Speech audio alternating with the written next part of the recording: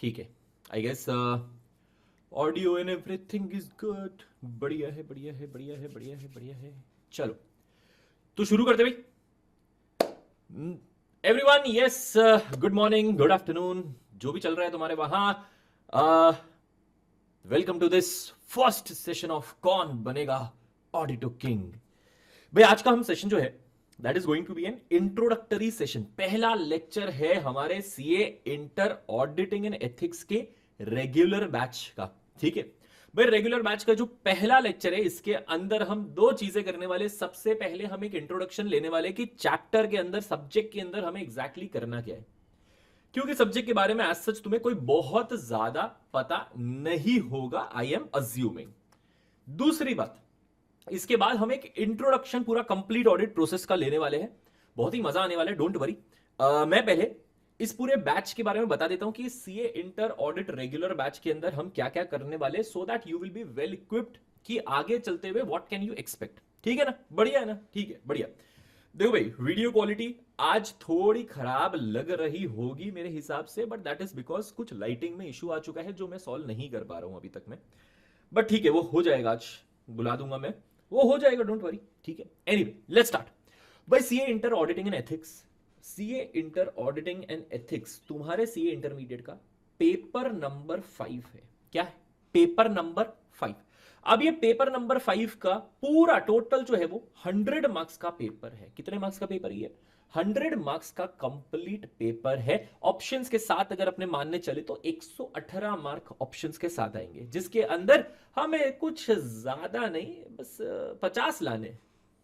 40 का तो सोचना ही मत, बिकॉज थियोरिटिकल सब्जेक्ट है, और थियोरिटिकल सब्जेक्ट में अगर तुम 40 का सोच रहे हो तो तुम जा जाके 28-30 मार्क आएंगे। ऑलवेज थिंक कि भाई 50 से ऊपर तो लाना ही है।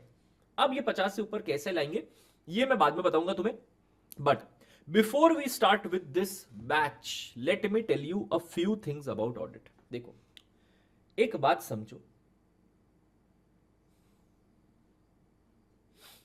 हमारे ये जो पूरा सब्जेक्ट जो है that is approximately 114 to 118 marks का, जिसका पूरा पेपर पैटर्न किस तरह से रहने वाला है। 30 मार्क्स का अपना क्या होने वाला है? एमसीक्यू रहने वाला है। करेक्ट है ना? 30 मार्क्स का क्या रहेगा? एमसीक्यू रहेगा। और बाकी के 88 मार्क्स का हमारा क्या रहने वाला है? डिस्क्रिप्टिव रहने वाला है, जिसमें से अपने को अटेम्प्ट करना है 70 मार्क्स।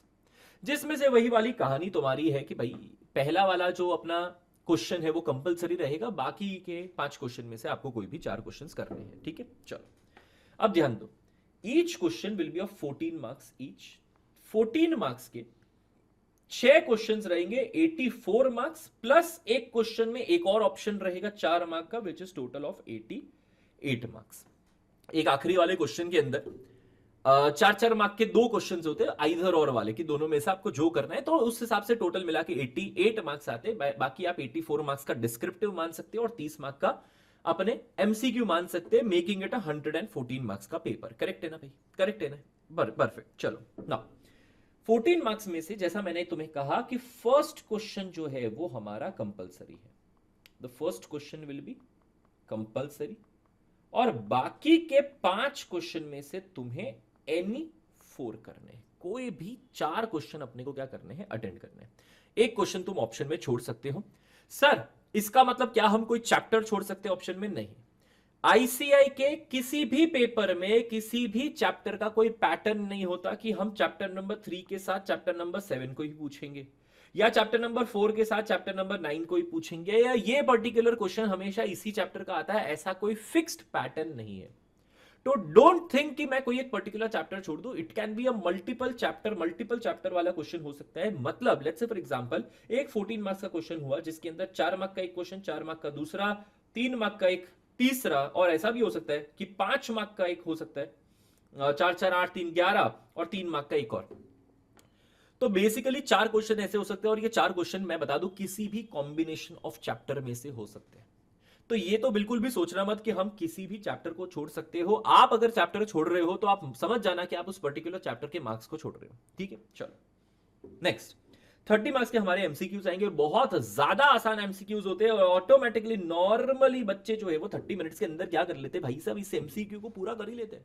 और ये एमसीक्यू ही उनकी जान बचाता है, क्योंकि इसी एमसीक्यू की वजह से आधे से ज्यादा बच्चे पास होते हैं। नहीं तो डिस्क्रिप्टिव के भरोसे कहां ही पास हो रहे हैं ये लोग। But we are not going to only base our passing situation on the MCQ, हम डिस्क्रिप्टिव भी अच्छे से प्रिपेयर करेंगे, क्योंकि आधे से ज्यादा बच्चे क्या करते पता है, I have seen them 30 marks के एमसीक्यू होते हैं, उसके अंदर तो ये लोग 22 मार्क लेके आ जाते हैं ऑन एन एवरेज, पर जो बाकी के इनको 18 मार्क मिनिमम लाने होते वो नहीं ला पाते, बिकॉज डिस्क्रिप्टिव पे इन्होंने बिल्कुल भी ध्यान दिया ही नहीं है। यानी पास होने के लिए अगर ये 40 भी मिनिमम सोच के रखे ना भाई, 18 मार्क भी नहीं ला पा रहे। सोचो, इनमें से किसी को 7 मार्क आ रहे, किसी को 6 मार्क आ रहे, किसी को 3 मार्क आ रहे। डिस्क्रिप्टिव के अंदर पूरा 70 मार्क के डिस्क्रिप्टिव के अंदर they are getting 3 marks, 7 marks, 6 marks. और नहीं तो भी अगर आके भी 12 मार्क आते हैं, 16 मार्क आते हैं, तो they get stuck at 34, 36 marks. और यही तो बात है ना, that is why I told you never to aim for 40 marks, always aim for 50 marks. ये सोच के रखो कि मेरे को 22 मार्क एमसीक्यू में से लाने हैं और 28 मार्क्स मेरे को डिस्क्रिप्टिव में से लाने ही है। 70 मार्क्स के डिस्क्रिप्टिव में से I have to get 28। Sir क्या 22 मार्क्स से ज्यादा नहीं आ सकते एमसीक्यू में? अरे 30 में से 30 आ सकते हैं, बहुतों को आते हैं 30 में से 30, कोई डाउट नहीं। बहुत सारे लोगों को 30 on 30 आते हैं, कोई डाउट ही नहीं रहे, चिंता नहीं करने की थी। बट एकदम वर्स्ट केस में अगर अपने 22 भी मान के चले ना, तो मान के चलो अपने को 28 मार्क कैसे भी करके लेके आना है, ठीक है, और आ जाएगा, डोंट वरी।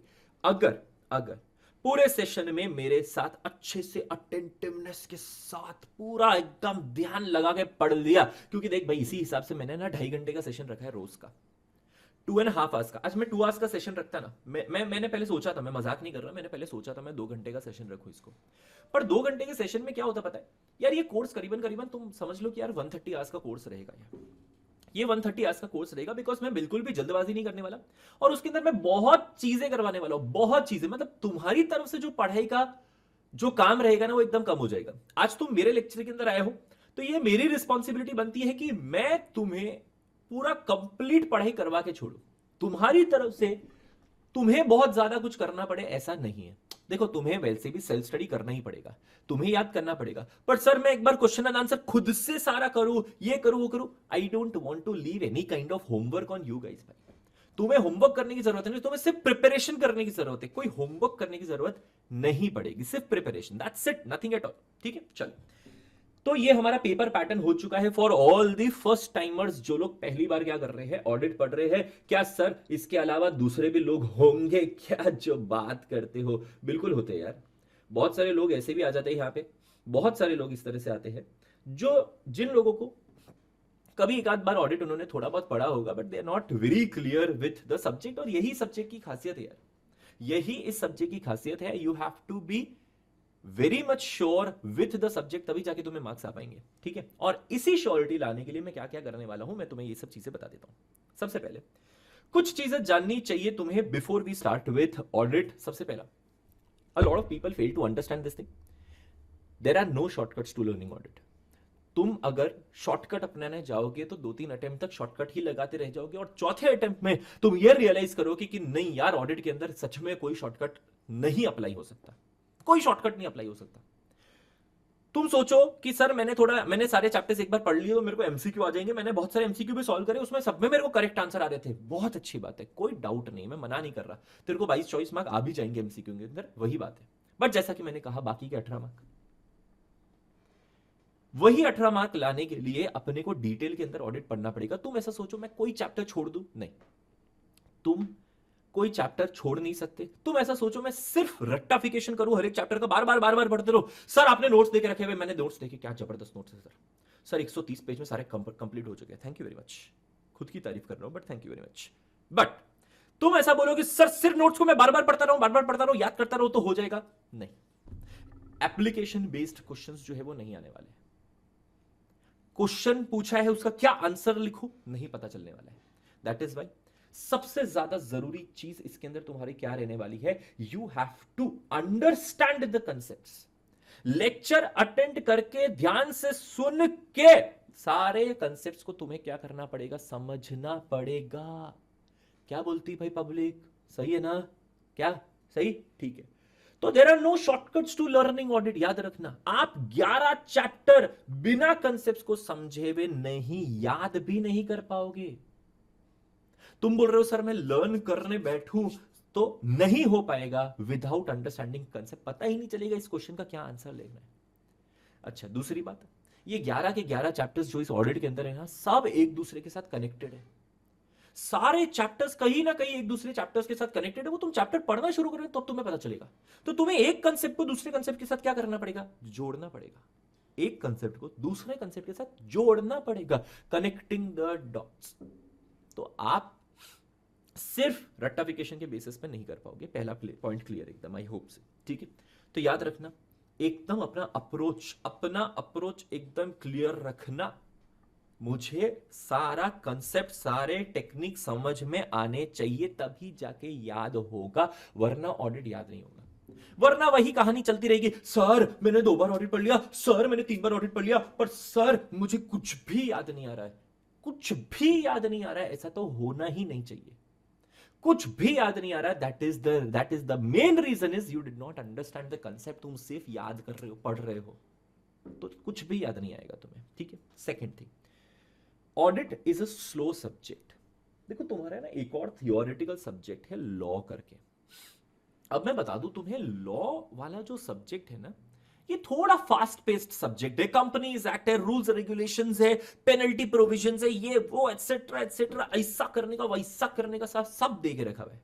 अब वो पढ़ने तुम बैठोगे ना तो धमाधम, हाँ हाँ ठीक है ठीक है ठीक है, ये ओके डन, हाँ ठीक है इसमें एक रियलिटी है, ये है ये है ये है, ये पॉइंट दे के रखा, ओके डन। तुम्हें कोई दूसरे कंसेप्ट के साथ उसको कनेक्ट करने की जरूरत नहीं पड़ेगी, किसी स्टोरी के साथ कनेक्ट करने की जरूरत नहीं पड़ेगी, नहीं करना पड़ता ये सब। But let me tell you now, audit में ऐसा नहीं है। जैसा मैंने कहा, सारे कंसेप्ट एक दूसरे के साथ इंटर रिलेटेड है, और अंदर एक एक लाइन जो देके रखी है ना, मैं बता दूं, इस एक एक लाइन के पीछे का जो एक्सप्लेनेशन है ना, वो इतना डेप्थ में होता है ना कि तुम्हें पढ़ने में टाइम लगेगा, मुझे पढ़ाने में टाइम लगेगा, और तुम्हें पढ़ने में टाइम लगेगा ही लगेगा। याद रखना। तो याद रखना, audit is a slow subject. आप ये एक्सपेक्ट नहीं कर सकते कि मैं 10-10 पेज एक एक घंटे में खत्म करके पूरा सब्जेक्ट जो है 4-5 दिन में खत्म कर दूंगा, नहीं। आप पहली बार भी पढ़ने जाओ ना, फर्स्ट टाइम जो पढ़ने जाओ ना, तब भी कम से कम तुम्हें 70 to 80 आवर्स तुम्हें लगेंगे ऑडिट पढ़ने में। समझ में आ रहा है? तो थोड़ा ऐसा धीरे धीरे लेने का, आराम आराम से, हल्लू हल्लू से एकदम, क्या बोलते हैं भाई हैदराबादी लोग, एकदम हल्लू हल्लू से लेने का, आराम से लेने का। सर मेरा 1 घंटे में 3 पेज ही हो रहे, ओ माय गॉड मैं कितना स्लो हूं। चिंता नहीं करने का, ऑडिट खुद एक स्लो सब्जेक्ट है भाई, स्लो सब्जेक्ट है, डोंट वरी, ठीक है। चलो थर्ड वन, सर मैं ना पहले ना कहीं ऑडिट पढ़ रहा था, उन्होंने मुझे कहा, या मेरे सीनियर ने मुझे कहा, तुम्हें रोज ऑडिट पढ़ना चाहिए तभी जाके ऑडिट हो पाएगा। करेक्ट कहा। तुम्हारे सीनियर्स ने अगर तुम्हें यह कहा है कि रोज तू ऑडिट बैठ के पढ़ेगा ना, तब भी एक मोमेंटम क्रिएट होगा, तब भी तू क्लियर कर पाएगा, तभी तेरे को याद रहेगा, करेक्ट है। एंड इट इज, मैं बता रहा हूं तुम्हें, to be honest, the best strategy ever. रोज 1 घंटा लेके बैठ जाओ। पर सर अभी जिसका May 26 का अटेम्प्ट है, जिसका May 26 का अटेम्प्ट है, उसके लिए तो बोल दूं सर 27 जनवरी अभी हमारी हो चुकी है, आज के दिन हमारा सेशन शुरू हुआ है। आप फरवरी, मार्च, अप्रैल 3 महीना बोलो तो मैं रोज ऑडिट कर सकता हूं, कोई दिक्कत नहीं है। कर सकते हो ना, कोई दिक्कत नहीं है, ठीक है ना। तो 3 महीने तक आप बोल रहे हो तो ठीक है यार, 3 महीने मेरे को रोज रोज 1-1 घंटा, 1.5-1.5 घंटा ऑडिट करना है, और ऑडिट के प्रिपरेशन के टाइम ऑडिट करना है, वो समझ में आ रहा है मेरे को, कोई दिक्कत नहीं है। बट जिसका सितंबर 26 वालों का, भाई जो लोग यहां पे सितंबर 26 वाले हैं, सितंबर तक तुम रोज कमिट कर सकते हो कि मैं 1-1.5 घंटा ऑडिट पढ़ूं। जो डेडिकेटेड है वो डेफिनेटली कर सकते हैं, बट यार बाकी लोगों के लिए थोड़ा दूर दराज का नहीं लग रहा है कि सर ये अभी ऐसा मोटिवेशन के लिए अच्छा लग रहा है कि हाँ सर आपने मोटिवेट कर दिया, मैं ऑडिट को एकदम क्लियर करके रहूंगा, मैं ऑडिट में एग्जाम्शन ला के रहूंगा। लाना ही है बेटा ऑडिट में एग्जाम्शन, मेरे स्टूडेंट होके तुम ऑडिट में एग्जाम्शन लाना ही है। मैं तो बोलता हूँ 70 प्लस का ही टारगेट रखो भाई, ज्यादा ही टारगेट रखना है अपने को, 70 प्लस का टारगेट रखना ही चाहिए। बट तुम ऐसा बोलो कि सर मोटिवेशन फुल आ चुका है, मैं रोज ऑडिट पढ़ूंगा अब से, तो बेटा ये थोड़ा फारफेच्ड लगेगा कि 4-5 दिन तो तुमने पढ़ लिया, उसके बाद धीरे धीरे धीरे धीरे धीरे कहीं ना कहीं टूट जाएगा। दैट इज वाई क्या करना चाहिए सर, क्या करना चाहिए? अगर तुम्हारी सितंबर 26 वाली अटेम्प्ट है और तुम्हें टाइम है अभी कि सर टाइम है अभी, चिंता नहीं है इतना, तो फिर कम से कम डेली नहीं तो वीकली रिविजन्स कर लो नोट्स में से। जिसका मतलब अपने मंडे टू फ्राइडे 2.5-2.5 घंटे के जो भी लेक्चर्स हो रहे हैं, वो जाके एक बार लेक्चर के बाद अगर आधा घंटा पढ़ सकते हो तो बहुत अच्छी बात रहेगी। एक बार क्विक रिव्यू करना है कि सर ने क्या क्या चीजें पढ़ाई है, वो तो वैसे भी मैं लेक्चर के एंड में रिवाइज करवाऊंगा ही, बट फिर भी एक बार क्विक रिव्यू कर लेने का कि भाई क्या क्या चीजें होने वाली है। But apart from that week के एंड में एक बार 2 घंटा 3 घंटा बैठ के पूरे हफ्ते में जो जो करवाया वो नोट्स में से वापस एक बार क्या कर लो, रिवाइज कर लो। इससे क्या होगा, कम से कम थोड़ा मोमेंटम बना रहेगा। तो अगर बहुत लंबा समय है, वीकली रिविजन्स कम से कम नोट्स में से करने की आदत रखो।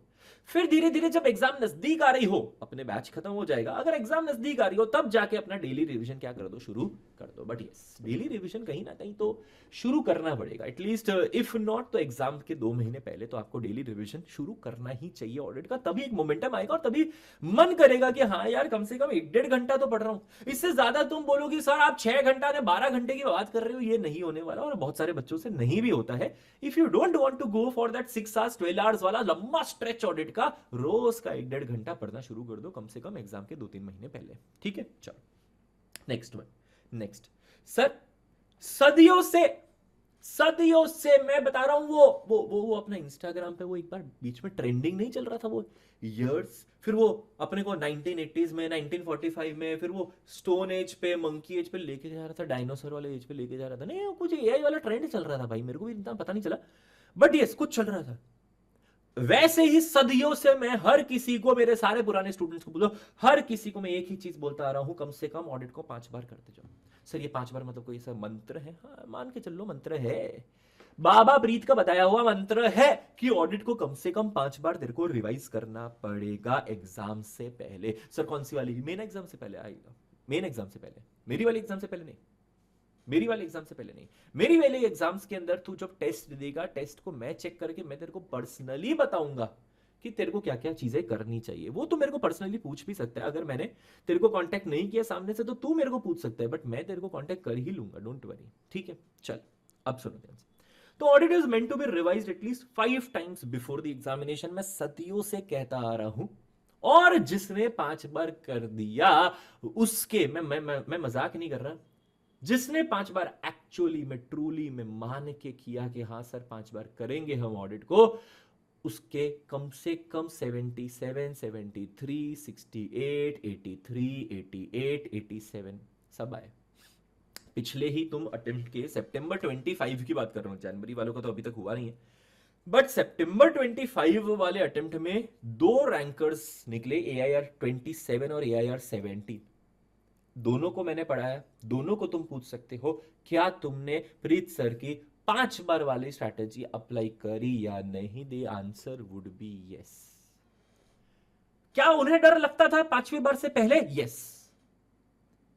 3 बार ऑडिट कर लिया सर, 3 बार ऑडिट कर लिया, कुछ याद नहीं आ रहा सर, कुछ याद नहीं आ रहा सर, मैं 1 महीने बाद अगर मैं देखने बैठू कुछ याद नहीं आ रहा। ऐसा ही जो होता है रे, चिंता नहीं, ऐसा ही जो होता है, सच में बता रहा हूं।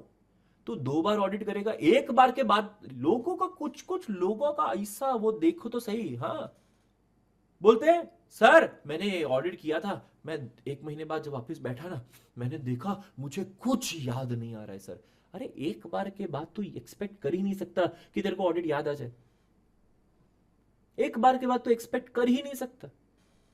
5 बार करेगा ना तब जाके ऐसा कॉन्फिडेंस आएगा कि हाँ अब मेरा ऑडिट हो चुका है, अब मैं आंसर लिख पाऊंगा। पहली बार के बाद नहीं, दूसरी बार के बाद नहीं, तीसरी बार के बाद नहीं, चौथी बार के बाद थोड़ा कॉन्फिडेंस, 5वीं बार के बाद आएगा कंप्लीट कॉन्फिडेंस। याद रखना, समझ में आ रहा है? 5 बार करना ही है।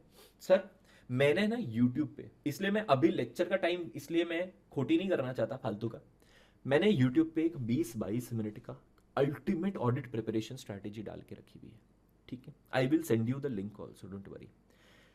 मैंने बढ़िया एक अल्टीमेट प्रिपरेशन स्ट्रैटेजी डाल के रखी है, तुम वो 20-22 मिनट का वीडियो अलग से देख लो। That is meant for everybody, not only you guys, that is my students, that is meant for everybody. But मैं उसमें बता रहा हूं that is the complete proper technique. आज मैं चाहता ना मैं इसमें भी अभी बता देता तुम्हें, बट यार जब वो ऑलरेडी रिकॉर्ड किया हुआ है तुम कभी भी अपने टाइम पे देख लेना यार वो, ठीक है ना?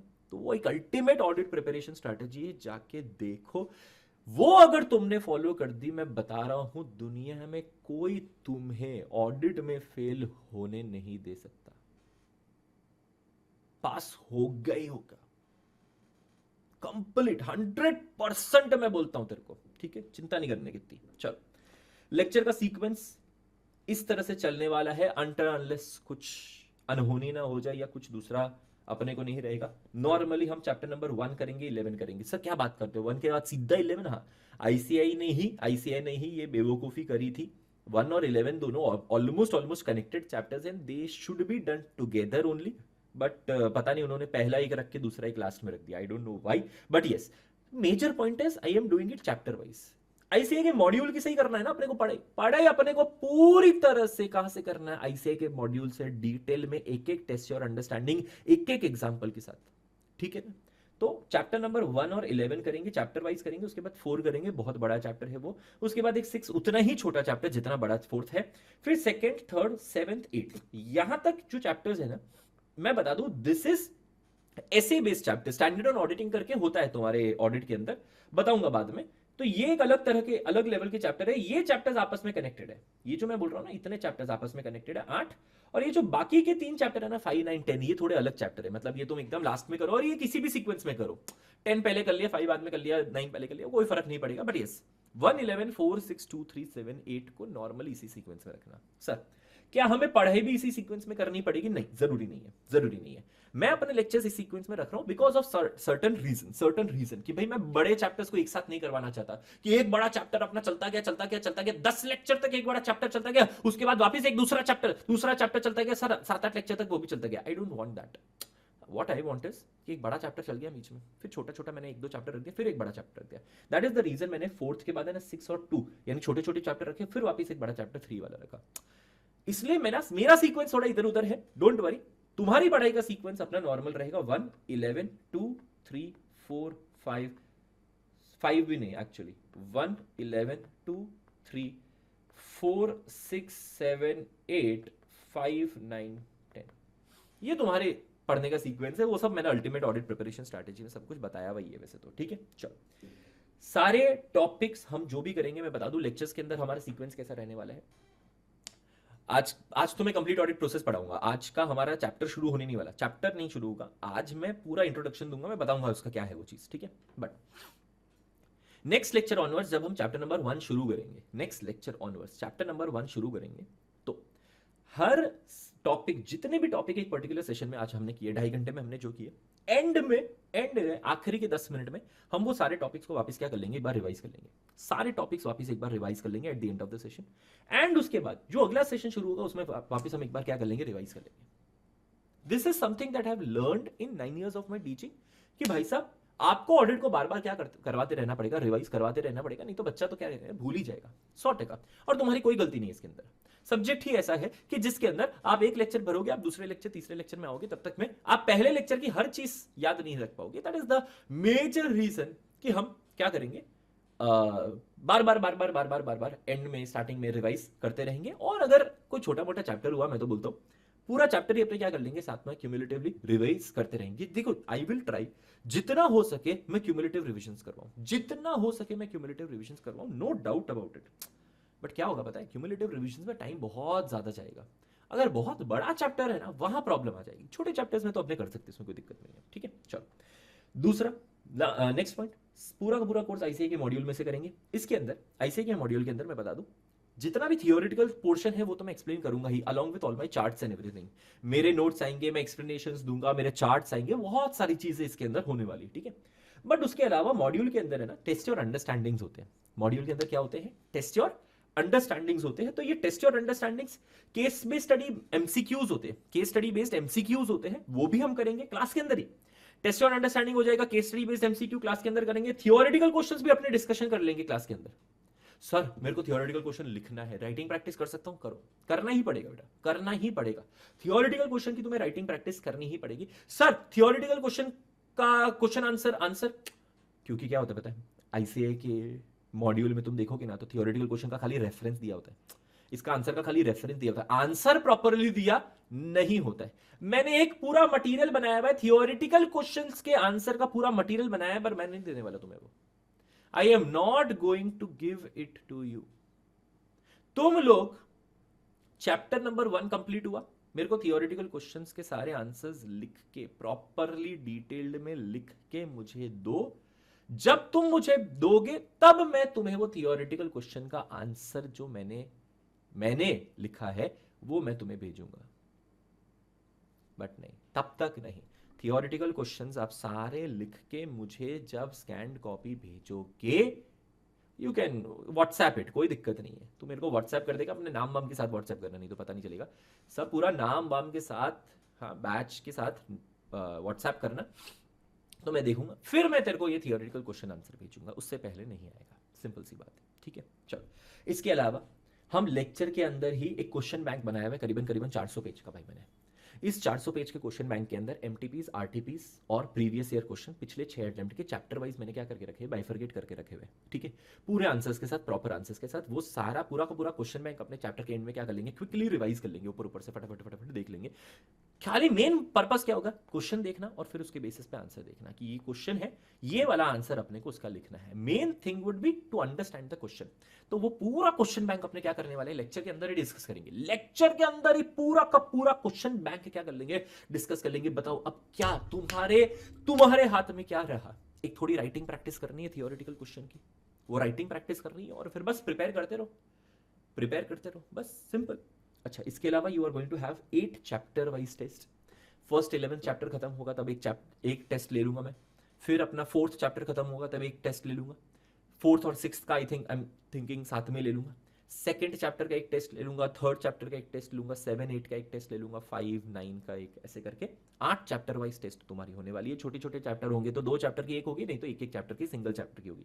इसके बाद 3 फुल मॉक टेस्ट पेपर होंगे, वो तुम्हारी अटेम्प्ट से पहले प्लान कर लेंगे अपने कि कब हमें ये मॉक टेस्ट पेपर रखने हैं, वो शेड्यूल में तुम्हें बता दूंगा, ठीक है। इसके अलावा पेपर मैं ही बनाने वाला हूं and it is going to be checked by a chartered accountant only. तो प्रॉपर चेकिंग होने वाली है डिटेल में। और अगर तुम पेपर में कैसे इंप्रूव कर सकते हो, तुम्हारा पेपर एनालाइज करके मैं खुद तुम्हें कॉल करके बताऊंगा कि कैसे अपने पेपर को और ज्यादा क्या कर सकते हैं, अपने बेटर कर सकते हैं। बोल भाई, क्लियर एकदम, ठीक है। ये पूरे सेशन के अंदर क्या क्या चीजें होने वाली है मैंने पहले से ही सारी चीजें बता दी कि कैसे तुम्हें ऑडिट पढ़ना है, क्या करना है, पेपर पैटर्न, सारा चीजें मैंने बता दिया है। बोल भाई, क्लियर एकदम, वेरी गुड। चलो, अब हम जाते हैं towards our complete audit process. Complete audit process, किधर हो तुम, ये रहे, खुल जा सिम।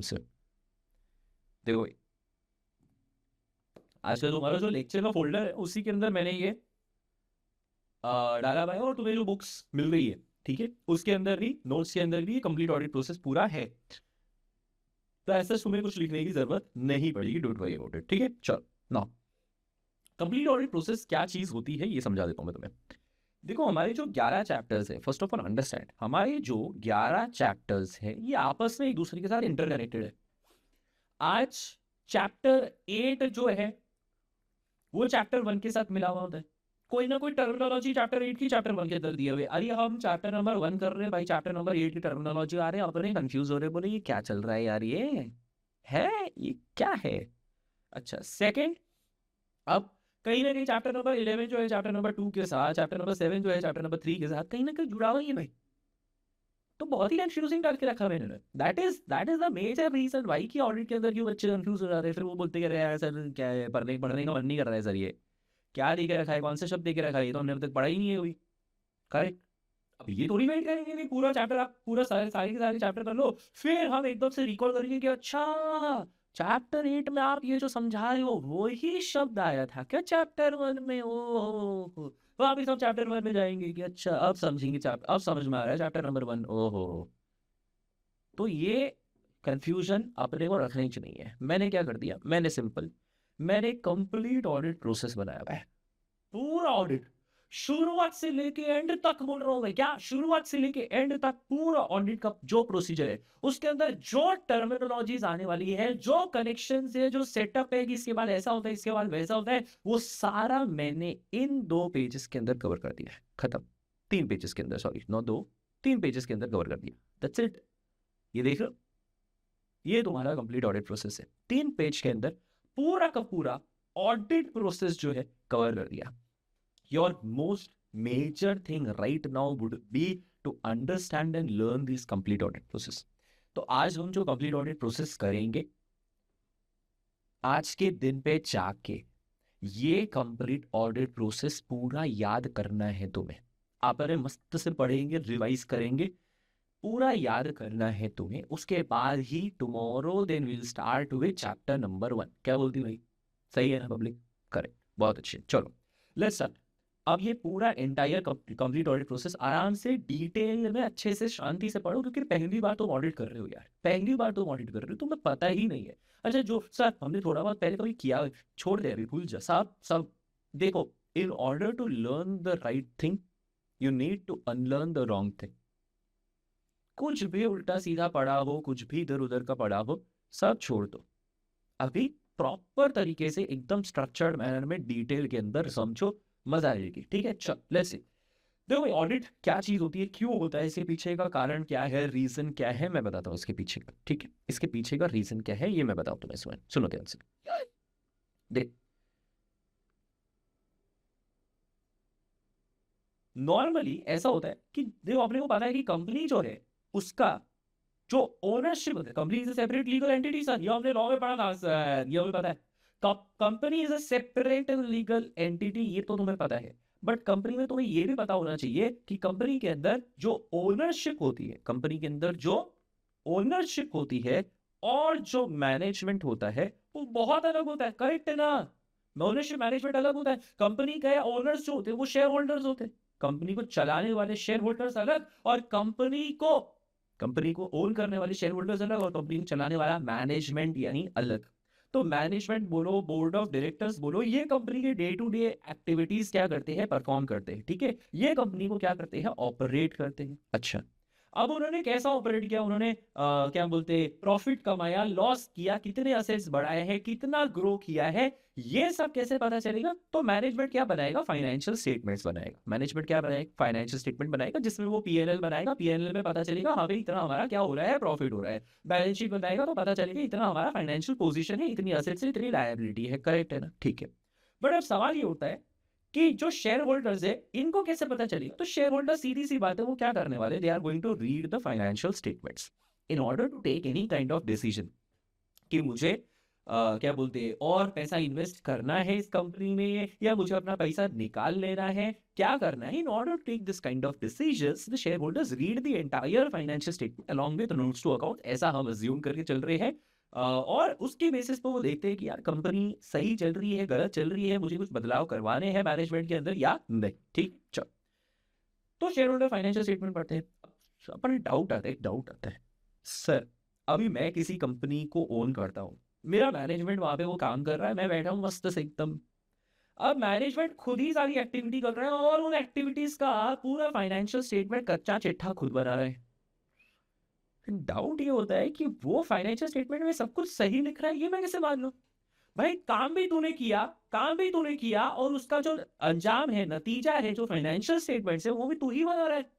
तो तू तो अपनी मर्जी से कुछ भी बना देगा फाइनेंशियल स्टेटमेंट में। हाँ सर, इस बार सर 200 करोड़ का सेल हो गया सर, सर 100 करोड़ का, सर 50 करोड़ का प्रॉफिट है सर, मेरे को कुछ भी लिख देगा यार। वो तो अपना रोजी रोजी पिक्चर दिखाने के लिए कि सर मैंने क्या मस्त काम किया सर, एकदम आप खुशी हो जाओगे एकदम।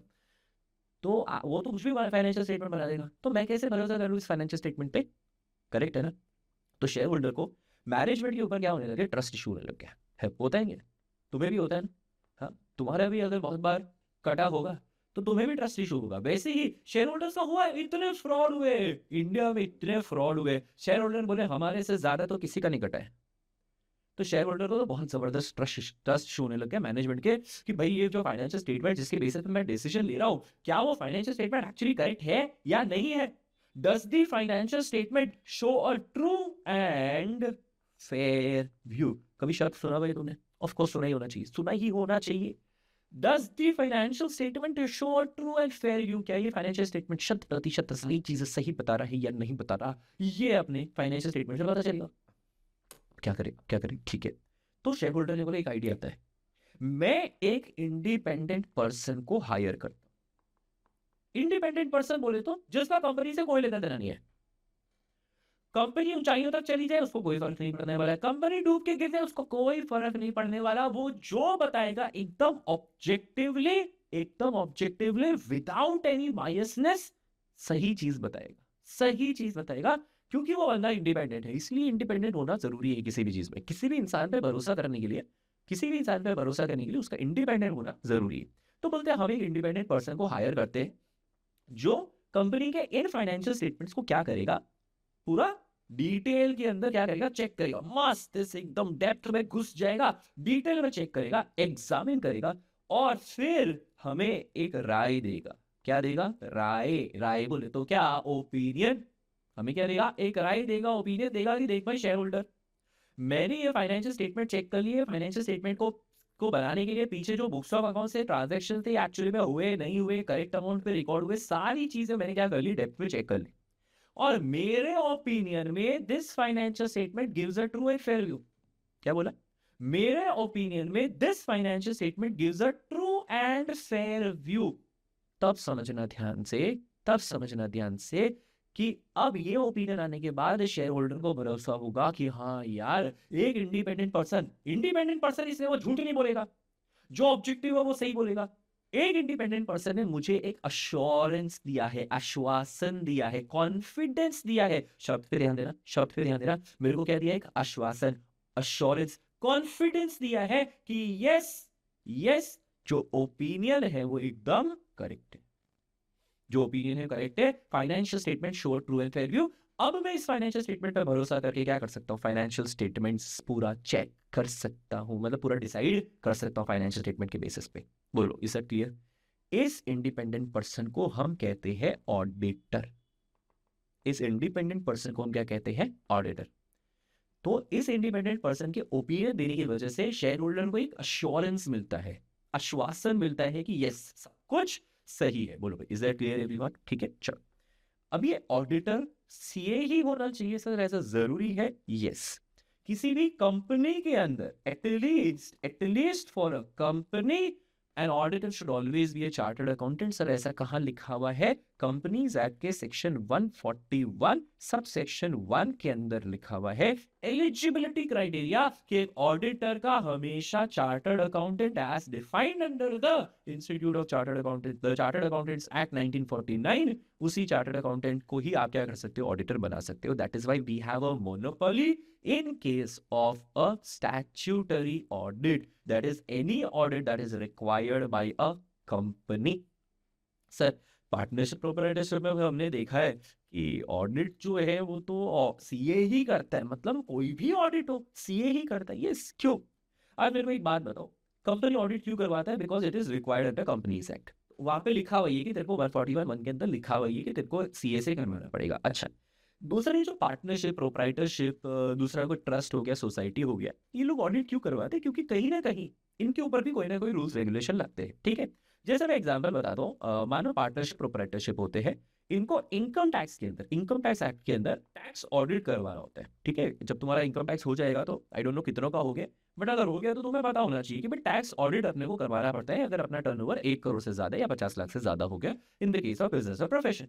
अब अगर टैक्स ऑडिट मुझे करवाना पड़ता है तो अगेन इनकम टैक्स एक्ट में लिखा हुआ है कि टैक्स ऑडिट भी कौन कर सकता है? Only and only chartered accountant. समझे? अरे ये तो झगड़ा चल रहा था अपने और सीएमए वालों के बीच में, बट ठीक है यार, ऐसी बात नहीं है। कोई भी एक बात है, अपने को पता होना चाहिए भाई जो भी अपने कर रहे हैं एकदम अच्छे से काम कर रहे हैं, नॉलेज के साथ काम कर रहे हैं। ठीक है, चलो। तो झगड़ा झगड़ी बंद करो यार, गांधी जी को याद करो। Very good. तो क्या बोल दिया भाई, ऑडिटर का सीए होना जरूरी है, क्योंकि कोई भी तरह का स्टैट्यूटरी ऑडिट है, मतलब any kind of audit which is required by law, वहाँ लॉ में लिखा हुआ ये कि भाई ये ऑडिट तुम्हें एक सी से करवाना पड़ेगा। किसी लॉ में अगर लिख दिया है कि नहीं भाई तुम किसी और से करवा सकती हो तो ठीक है, वो अलग बात होगी, बट यस बाकी नॉर्मल अभी के केस में तो यही बात है कि भाई ऑडिट जो है वो सिर्फ और सिर्फ एक चार्टर्ड अकाउंटेंट कर सकता है। That is why this is the only subject जिसके अंदर सिर्फ और सिर्फ तुम्हारी मोनोपोली है। तुम लोग इंपॉर्टेंस समझो भाई सब्जेक्ट का, तुम लोग इंपॉर्टेंस समझ नहीं रहे सब्जेक्ट का। 1949 से लेके आज 2026 तक और आगे जाके 2050 से 2100 तक मैं तो बोलता हूँ मोनोपोली ऑडिट करने की सिर्फ एक चार्टर्ड अकाउंटेंट के पास ही रहेगी। बाकी तुम अकाउंट्स देखो, अकाउंटेंट तो बीकॉम, अकाउंट्स तो बीकॉम वाले भी कर लेते हैं। क्या तो कोई मोनोपोली तो वाली कि अकाउंट्स हम ही प्रिपेयर करेंगे? अरे दूसरा, हाँ दूसरे अकाउंट्स मैनेजर होते हैं बोलते हैं, ये सबको कहीं ना कहीं एएस इंडियस बहुत सारे एमबीएस में करवाया जाता है, ऐसा नहीं है। दूसरा फाइनेंशियल मैनेजमेंट, अरे फाइनेंशियल मैनेजमेंट तुम्हारा कोर्स सब्जेक्ट है भी नहीं बेटा, वो तो सीएफए वालों का कोर्स सब्जेक्ट है। लॉ अगेन तुम्हारा कोर्स सब्जेक्ट नहीं है, वो भी कंपनी सेक्रेटरी वालों का कोर्स सब्जेक्ट है। कॉस्टिंग अगेन तुम्हारा कोर्स सब्जेक्ट नहीं है, वो सीएमए वालों का कोर्स सब्जेक्ट है। तुम्हारा कोर्स सब्जेक्ट क्या है? ऑडिट। ऑडिट तुम्हारा कोर्स सब्जेक्ट है मेरे भाई। और obvious सी बात है, तो अकाउंट्स इतना डिटेल में पढ़ रहे हो बिकॉज ऑडिट करने के लिए अकाउंट्स आना जरूरी है। समझ में आ रहा है? That is the reason.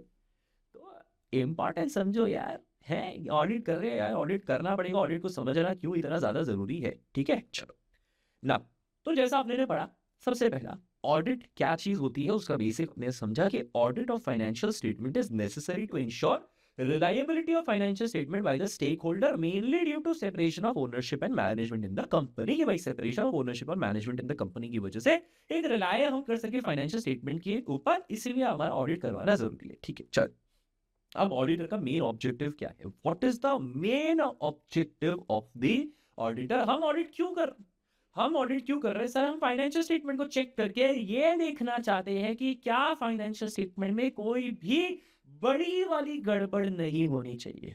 याद रखना मेरा मेन ऑब्जेक्टिव है, पढ़ो यहाँ पे एक बार पढ़ो फिर मैं समझाता हूँ एक एक करके। To obtain reasonable assurance that financial statements are free from material mistake. Sir आपको एक रीजनेबल अश्योरेंस लेना पड़ेगा, आश्वासन कॉन्फिडेंस लेना पड़ेगा, रीजनेबल लेवल का कॉन्फिडेंस लेना पड़ेगा कि sir financial statements are free from material misstatement. बोलो भाई मटेरियल मिसस्टेटमेंट का मतलब क्या होता है? मटेरियल मतलब पता चल रहा है, मटेरियल का मतलब होता है इंपॉर्टेंट, बड़ा, कि सर छोटे मोटी गड़बड़ की बात ही नहीं चल रही सर, बड़े important anything that could affect my decision making is known as material. अच्छा रिलायंस इंडस्ट्रीज लिमिटेड के शेयर होल्डर को तू जाके बोलेगा ए भाई सुन, तेरे को पता है इनकी 100 करोड़ की परचेज में 1 लाख की गड़बड़ है, 1 लाख, वो 2 थप्पड़ मारेगा तेरे को। एक बात समझो, 1 लाख की गड़बड़ कोई बहुत बड़ी बात नहीं है रिलायंस इंडस्ट्रीज लिमिटेड के अंदर। ये छोटी मोटी गड़बड़ तो इतनी बड़ी बड़ी कंपनी में होती रहती है सेनोरिटा। तो भाई we are not here to find every single small to small misstatement। बोले सर यहाँ पे 12 रुपए का हिसाब नहीं मिल रहा, चलो ये तो देखो आज तुम अपने घर का भी हिसाब बनाओ ना, तो भी कहीं ना कहीं 500-1000 रुपए का कहीं ना कहीं डिफरेंसेस आते रहते। सोचो ये तो इतनी बड़ी कंपनी है, इसमें इतने सारे ट्रांजेक्शन, इतनी सारी एक्टिविटीज होती है, यहाँ छोटी मोटी गड़बड़ें नहीं होती होगी, कौन अपना दिमाग लगा, इतना तो टाइम भी नहीं होता हमारे पास कि हम इतनी छोटी छोटी गड़बड़ को ढूंढ सके। तो हमारा काम क्या है? हमें यह देखना है कि financial statement should be free from material यानी इंपॉर्टेंट वाले मिसस्टेटमेंट। क्या बोला? मिसस्टेटमेंट। मिसस्टेटमेंट बोले तो क्या? मिस्टेक्स, गड़बड़, कोई भी डिफरेंसेस आ रहे। अब इसका डेफिनेशन में पूरा चैप्टर नंबर 3 में डिटेल में करूंगा, डोंट वरी। पर मिसस्टेटमेंट्स की बात चल रही है यहाँ पे कि कोई भी अगर तुमने बहुत बड़ी वाली गड़बड़ करी है, ठीक है ना, अभी मैं बता दूं मिसस्टेटमेंट इंटेंशनल भी हो सकता है और अनइंटेंशनल भी हो सकता है। इट कैन बी इंटेंशनल और unintentional. Now if it is intentional it will be termed as fraud. जानबूझकर अगर वो गलती करी है तो गलती नहीं होती, वो फ्रॉड हुआ। और अगर अनइंटेंशनल हुआ तो उसे कहेंगे एरर। मतलब क्या मैं कह सकता हूं कि misstatement can occur either due to fraud और एरर। करेक्ट है ना? मिसस्टेटमेंट तूने किया तो या तो वो फ्रॉड वाला मिसस्टेटमेंट होगा या वो एरर वाला मिसस्टेटमेंट होगा। बोल भाई, क्लियर? क्या हम छोटे छोटे मिसस्टेटमेंट के ऊपर फोकस करते हैं? नहीं, हमें खाली क्या देखने का होता है, right, miss material, miss important होना, बड़ा वाला मिसस्टेटमेंट देखने का। ठीक है, चलो बोलो मेरा ऑब्जेक्टिव क्या है। मेरा ऑब्जेक्टिव क्या है? मुझे ये देखना है financial statement free from material misstatement. अच्छा सर, ये क्या लिखा हुआ है? To obtain reasonable assurance. Sir, ये रीजनेबल एश्योरेंस का मतलब क्या होता है? देखो एक बात समझो, रीजनेबल एश्योरेंस का मतलब होता है एक हाई लेवल का assurance, high level of assurance but not an absolute assurance। अब सर क्या यार, आप शब्द के ऊपर एक और शब्द डाल रहे हो। पहले आप रीजनेबल एश्योरेंस समझा रहे हो, आप रीजनेबल एश्योरेंस के बोलते हो high level of assurance, high level of assurance but not an absolute assurance. Absolute assurance का मतलब 100% गारंटी, 100% की गारंटी। अब सुनो ध्यान से, एक ऑडिट के अंदर क्या तुम 100% गारंटी दे सकते हो? बोले नहीं, मटेरियल स्टेटमेंट हो ही नहीं सकता, है ही नहीं, बिल्कुल भी, पूरा चेक कर लिया मैंने। नहीं, नो मैटर कोई भी धुरंधर सा धुरंधर ऑडिटर हो, वो कभी भी एब्सोल्यूट एश्योरेंस नहीं दे सकता, because there are certain limitation. यार आप बोल रहे हो बट फाइनेंशियल स्टेटमेंट में मटेरियल मिसस्टेटमेंट नहीं होना चाहिए, ऐसा तो मेरे को 100% एश्योरेंस दे, ऐसा कभी गारंटी आप दे ही नहीं सकते। मैं तो बोलता हूँ दे ही नहीं सकते, पॉसिबिलिटी ही नहीं है कि कोई मुझे एब्सोल्यूट एश्योरेंस दे सके। है, बहुत सारी लिमिटेशंस है यार, बहुत सारी लिमिटेशंस है। आज अपने ऑडिट करने जाते हैं, अपने को इन्फॉर्मेशन कौन प्रोवाइड करता है पता है तुम? मैं ऑडिट करने जाता हूँ ना, तो मेरे को ना मैनेजमेंट से इन्फॉर्मेशन मांगनी पड़ती है। क्या पता मैनेजमेंट मुझे सारी इन्फॉर्मेशन ना दे, क्या पता ऐसा छुपा दे। कोई मैं सर्च करके सीज करके, कोई मैं तोड़ फोड़ करके थोड़ी यार इन्फॉर्मेशन निकाल सकता हूँ यार, उतनी पावर नहीं है हमारे पास। तो वो छुपाएगा इन्फॉर्मेशन, हम ढूंढ नहीं पाएंगे, यही बात आती। अब ऐसे इसलिए तो हम कभी भी 100% गारंटी नहीं देते, एब्सोल्यूट एश्योरेंस नहीं देते, 100% गारंटी बिल्कुल भी नहीं देते। समझ में आ रही चीज सब? ठीक है, चलो हम क्या देते हैं सर? एक हाई लेवल ऑफ एश्योरेंस देते हैं। हाई लेवल ऑफ एश्योरेंस मतलब क्या? एश्योरेंस बोले तो कॉन्फिडेंस, आश्वासन, क्या तू चिंता मत कर, मैंने सब कुछ चेक कर लिया है, तू इसके भरोसे कर देता है। पर मैं तेरे को गारंटी नहीं दे सकता, पर हाई लेवल का जरूर दे सकता हूँ। हाई लेवल बोले तो क्या होता है पता है? अब गारंटी बोले तो 100% होता है, हाई लेवल समवेयर अराउंड 75-80%, 90%, कुछ भी 1%। एक खाली समझाने के हिसाब से बता रहा हूँ, कहीं ऐसा दिया हुआ नहीं है। बट समझो कि you are giving high level of assurance कि यार मैंने चेक किया, डेप्थ में चेक किया, बट अभी कुछ लिमिटेशन की वजह से एक आध कोई चीज गड़बड़ हो गई तो प्लीज ब्लेम मत करना। हाँ, कुछ लिमिटेशन है मेरे ऊपर, फिर बाद में जाके कुछ एक गड़बड़ निकलती तो ब्लेम मत करना यार। देख, अभी चेक करने के हिसाब से मैंने पूरा डिटेल में अच्छे से चेक किया है, और ऐसे देखा जाए तो फिर कोई गड़बड़ नहीं है। समझे? तो बोलो ऑडिट का ऑब्जेक्टिव क्या है? कि audit objective is to obtain reasonable assurance. बोलो क्या हुआ? वापस एक बार, audit objective is to obtain reasonable assurance that financial statement are free from material misstatement. Sir, ऐसा रीजनेबल एश्योरेंस लेने के बाद आपको करने का क्या? मैंने क्या बताया था? अभी बताया था मैंने, you have to express an opinion, you have to express an opinion. अपने ओपिनियन एक्सप्रेस करने का कि हाँ भाई ठीक है, चलो क्या बोलते हैं, हमारे ओपिनियन में ये financial statement show are true and fair view. यही ओपिनियन तो सामने वाले को एश्योरेंस देगा। ठीक है, तो बोलो हमारा ऑब्जेक्टिव क्या है? वी हैव टू ऑब्टेन, वापस एक बार याद करेंगे, बहुत इंपॉर्टेंट लाइन है, चैप्टर नंबर 1 के लिए बहुत ज्यादा जरूरी है। To obtain a reasonable assurance. What is a reasonable assurance? It's a high level of assurance, पर गारंटी नहीं दे रहा। अच्छा लेवल का मैं तेरे को कॉन्फिडेंस दे सकता हूं, पर गारंटी नहीं दे सकता। Reasonable assurance that financial statement are free from material misstatement. बड़ी वाली गड़बड़ नहीं है फाइनेंशियल स्टेटमेंट के अंदर। Is that clear everyone? ठीक है, thereby expressing an opinion. Next, देख भाई, दो तरह की ऑडिट होती है, दो तरह की ऑडिट होती है। एक होता है स्टैट्यूटरी ऑडिट, एक होता है वॉलंटरी ऑडिट। ऐसा होने के लिए बहुत सारे अलग अलग तरह के ऑडिट हो सकते हैं, but based on statutory requirement दो तरह की होती है, statutory audit and voluntary audit. Statutory audit एक ऐसा ऑडिट होता है जिसमें which is required by any law regulation, जैसे टैक्स ऑडिट एक स्टैट्यूटरी ऑडिट हुआ, या कंपनी का हम ऑडिट करते हैं तो स्टैट्यूटरी ऑडिट है, because it is required by companies act. पर मान लो कि किसी पार्टनरशिप में, किसी प्रोप्राइटरशिप में कोई ऑडिट करवाना कंपलसरी नहीं है, फिर भी वो ऑडिट करवा रहे हैं। क्यों करवा रहे हैं सर? अरे ऑडिट के बहुत बेनिफिट है यार, क्या बात करता है तू, बहुत बेनिफिट है ऑडिट के, तो बोलते हैं वो ऑडिट करवा रहे हैं।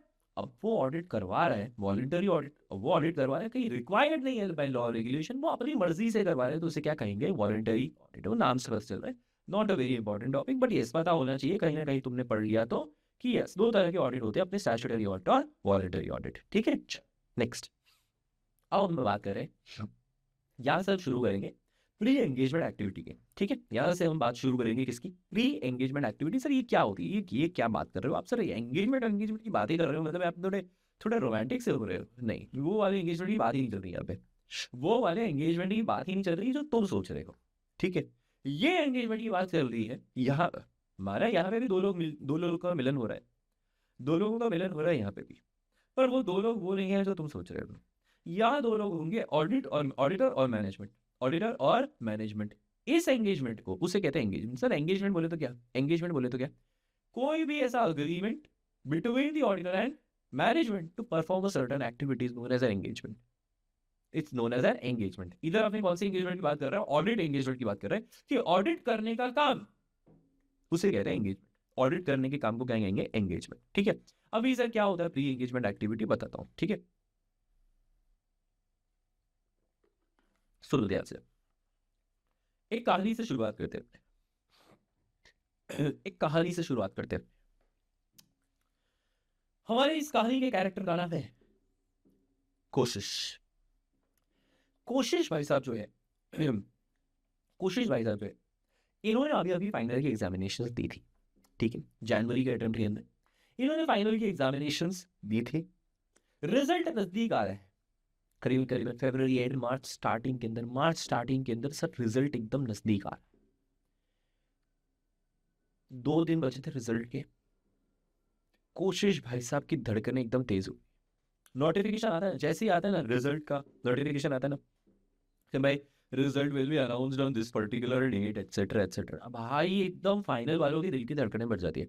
सर हम इंटर वालों की भी बढ़ती है, करेक्ट है, बट उतनी नहीं जितनी फाइनल वालों, क्योंकि यार उनका रिजल्ट एक अल्टीमेट रिजल्ट होता है, आर या पार वाला।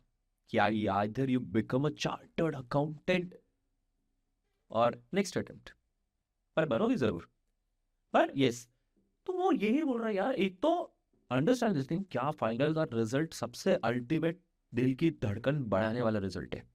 कोशिश भाई साहब 2 दिन के बाद रिजल्ट आने वाला है, कोशिश भाई साहब की दिल की धड़कनें एकदम तेज, उनको समझ नहीं आ रहा बोले क्या करे। उन्होंने बोला एक काम करते हैं, अभी कौन बचा सकता है मेरे को, कौन पासा पलट सकता है, कौन हिस्ट्री बदल सकता है, सिर्फ भगवान। तो वो भगवान के पास जाता है, सारे मंदिर चले जाता है, जहां मंदिर पहले गया नहीं था वहां भी चला जाता है। मम्मी एकदम खुश कि मेरा बेटा कितना धार्मिक हो गया है भाई साहब, तो सारे मंदिर वो चला जाता है। सब मंदिर जा जाके वो हर भगवान से मन्नतें मांग रहा है कि आप मुझे पास करवा देना, मैं 11 नारियल चढ़ा दूंगा, आप मुझे पास करा देना, मैं 2 लीटर दूध चढ़ाऊंगा, आप मुझे पास करा देना, मैं फूल की वरमालाएं चढ़ाऊंगा, आप मुझे पास करा देना, मैं मिठाई का डब्बा रखूंगा। ऐसा एक भी भगवान को उसने छोड़ा नहीं, हर किसी को कोई ना कोई अलग अलग तरह का गिफ्ट दे ही रहा है। Barter system, full barter system, ठीक है। अभी कोशिश भाई साहब तो है, सुनना ध्यान से अभी, ठीक है। कोशिश भाई साहब का अगले दिन रिजल्ट, रात भर नींद नहीं, भगवान के साथ सारा बार्टर सिस्टम कर तो दिया, पर यू नेवर नो भगवान मारेंगे नहीं मारेंगे, डोंट नो। अब वो रात भर सोया नहीं, सुबह सुबह 6 बजे से बैठा है, FI FI FI FI FI, lecture lecture lecture lecture lecture lecture, अरे भाई sorry, result result result result result आया आया आया। एक तो ऐसे बहुत सी बार है ना, टाइमिंग नहीं बताती ना, और टाइमिंग बताती नहीं है, पता नहीं चलता है अपने को। मुश्किल है, but ठीक है कोई बात नहीं, एनीवे। तो रिजल्ट रिजल्ट अभी रिजल्ट की अभी रिजल्ट एकदम नजदीक आने वाला है, नोटिफिकेशन आ चुका है, 11 बजे रिजल्ट है। सब एकदम बैठे हैं, धड़कने तेज। कोशिश की मम्मी जो है वो भगवान के मंदिर के सामने बैठे बस पूजा ही करे जा रही, कम कंटिन्यूस कंटिन्यूस। बोले जब तक तेरा रिजल्ट नहीं आएगा तब तक ये चलता ही रहेगा चलता रहेगा चलता रहेगा चलता रहेगा। मतलब वो ऐसा एक ही दिन में पूरे साल भर का सारा कोटा पूरा कर देना चाहते हैं। सुबह से बैठी हुई कोशिश की माँ, ठीक है। पापा जो है वो इतने, वो होता है एवरेज इंडियन हाउस होल्ड होता है, पापा लोग जो होते हैं वो इतने ज्यादा धार्मिक नहीं होते इतने भी। तो पापा लोग जो है वो ऐसे टहल रहे हैं, फुल एकदम हाथ वाथ पीछे रख के टहल रहे हैं। ऐसा नहीं है पापा लोगों को टेंशन नहीं है, बहुत है।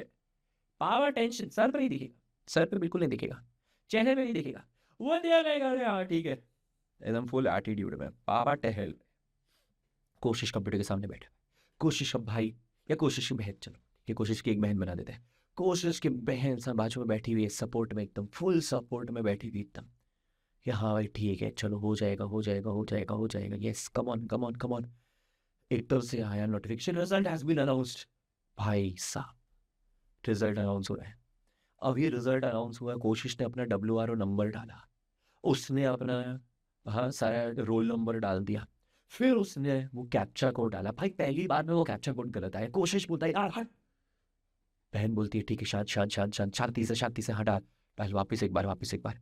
ठीक है, कोशिश एकदम डर का माहौल बैठा हुआ है, डर का माहौल एकदम। कोशिश पता नहीं क्या हो रहा है।